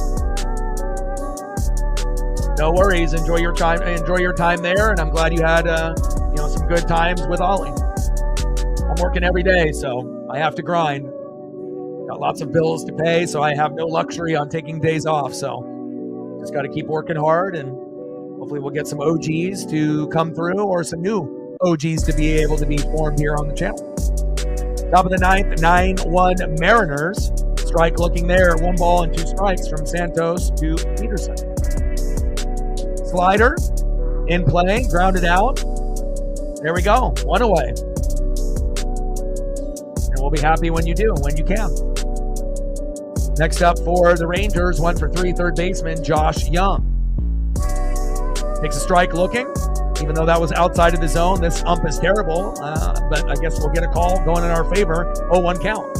Let's go Santos. This is like the one game where if our pitcher is throwing wild, that we still might get strikes out of it. He's been pretty bad for both teams.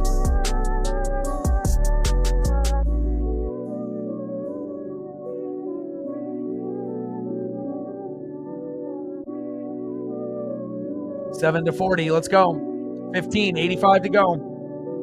Man, it's just weird when we win games like this. In play. And that's a double. Damn it. Nice hit there by Josh Young. A double now with 1 out. Next up, Jake Berger.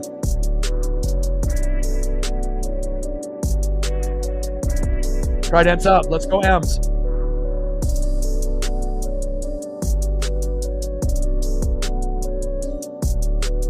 Takes a strike swinging. 0-1 count. 11 hits for the Mariners and 9 runs. 1 run, 8 hits for the Rangers, but most of those hits were in the first inning. So, slider inside, fouled off. He tried to jam the fuck out of him right there, didn't he? Santos. Now ahead in the count, 0-2. Pitch is low and into the knees. 1 ball and 2 strikes from Santos to Berger. Let's go.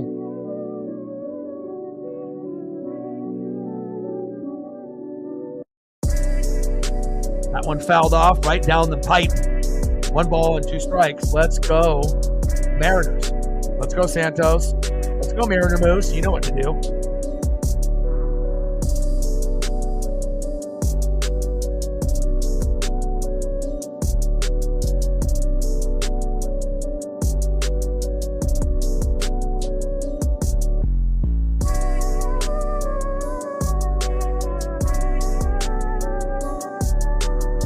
Great if we can get a Kraken Mariner win in the same day. It's been a long time since that's happened, it feels like.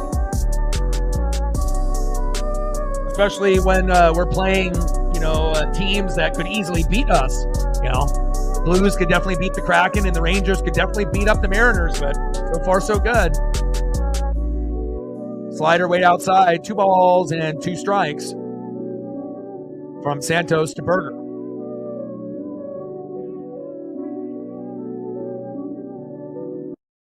Berger in the box. Santos on the mound.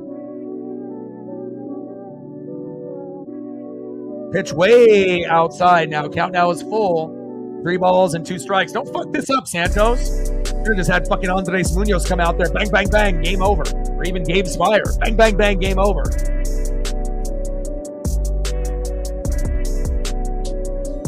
Count now is full. Come on. Santos, finish strong.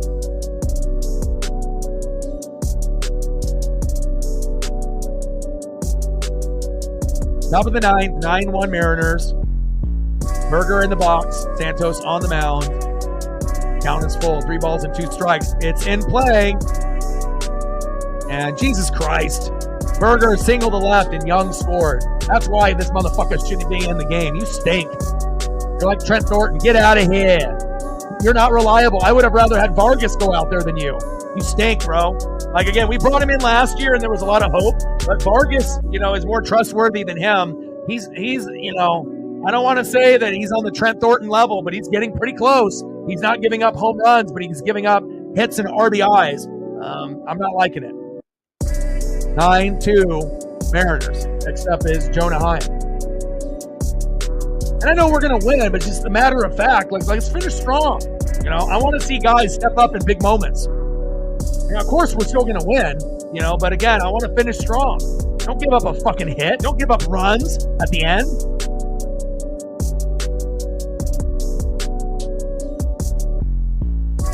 Told y'all, I mean, I got a feeling on guys that I can trust based off vibe. And, you know, Gabe Spire, I trust. Munoz, I trust.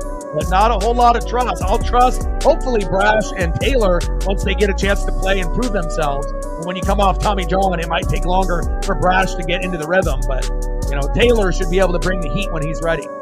But I only trust, you know, Gabe Spire. That is it. You know, everyone else is, you know, 50-50. I hope it works out for the best, or I don't trust you at all, like Thornton. In play, and grounded out, and there we go. Heim grounded out into the double play, shortstop to first, Berger out at second, and the game is over. Final score, Mariners 9, Rangers 2. Should have been 9-1, though, damn it. I don't want to, you know, be nitpicky, but, I mean, you cost us, bro. 9-1 looks a hell of a lot better on the stat sheet than 9-2, but we'll fucking take it.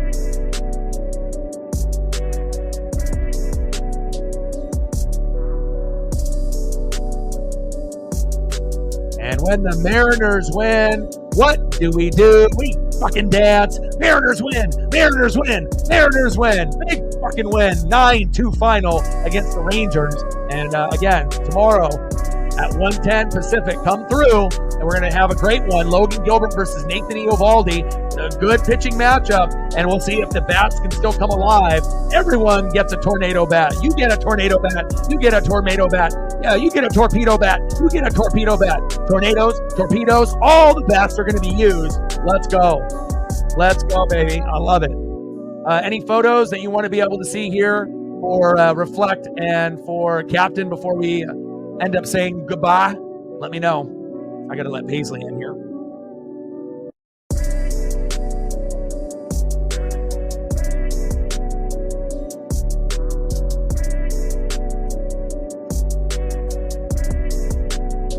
Yeah, it's not like I lost all confidence in Santos altogether, you know, but he's a little bit more shakier than I would want, you know, at this stage early in the season, but we'll see.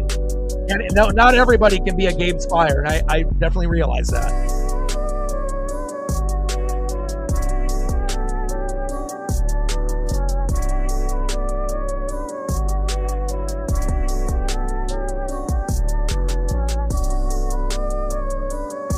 Great victory. Who's the man? You the man.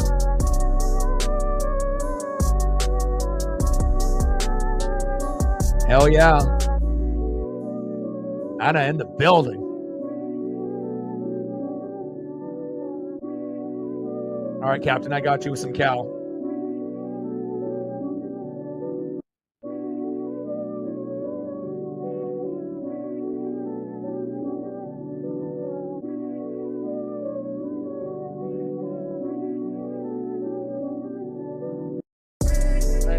Daddy's almost done. Mariners won, baby.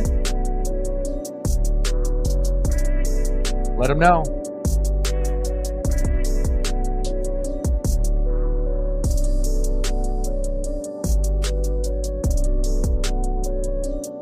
Yes, sir.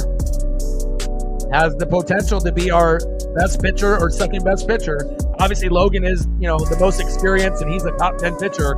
But if Wu can continue to have a great season, you know, he might be considered a top 20 pitcher at the end of the year. Maybe even top 15. You never know. Just depends on if we can give him some run support. Let's go, baby.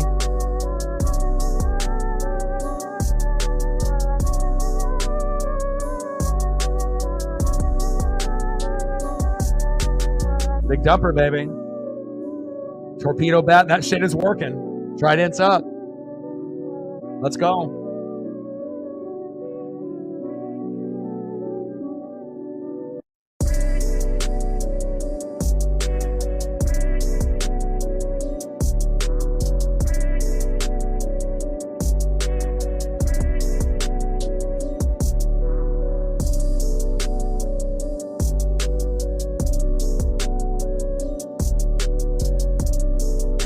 Yes, sir. And Gilbert will be on the thumb tomorrow. We're gonna need that extra, oomph in the lineup. Where normally I'll go Julio or like Cal. We'll go Logan on the thumb tomorrow.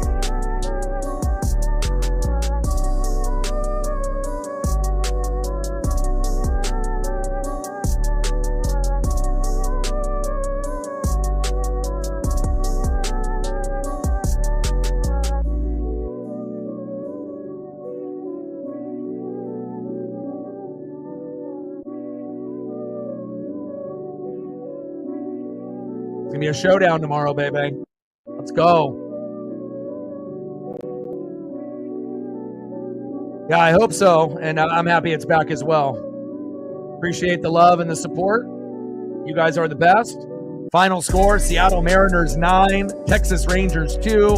And that's also after coming off a nice victory yesterday, winning 5-3. Amazing. And again, hopefully we can end up getting the brooms out tomorrow with Logan Gilbert on the mound.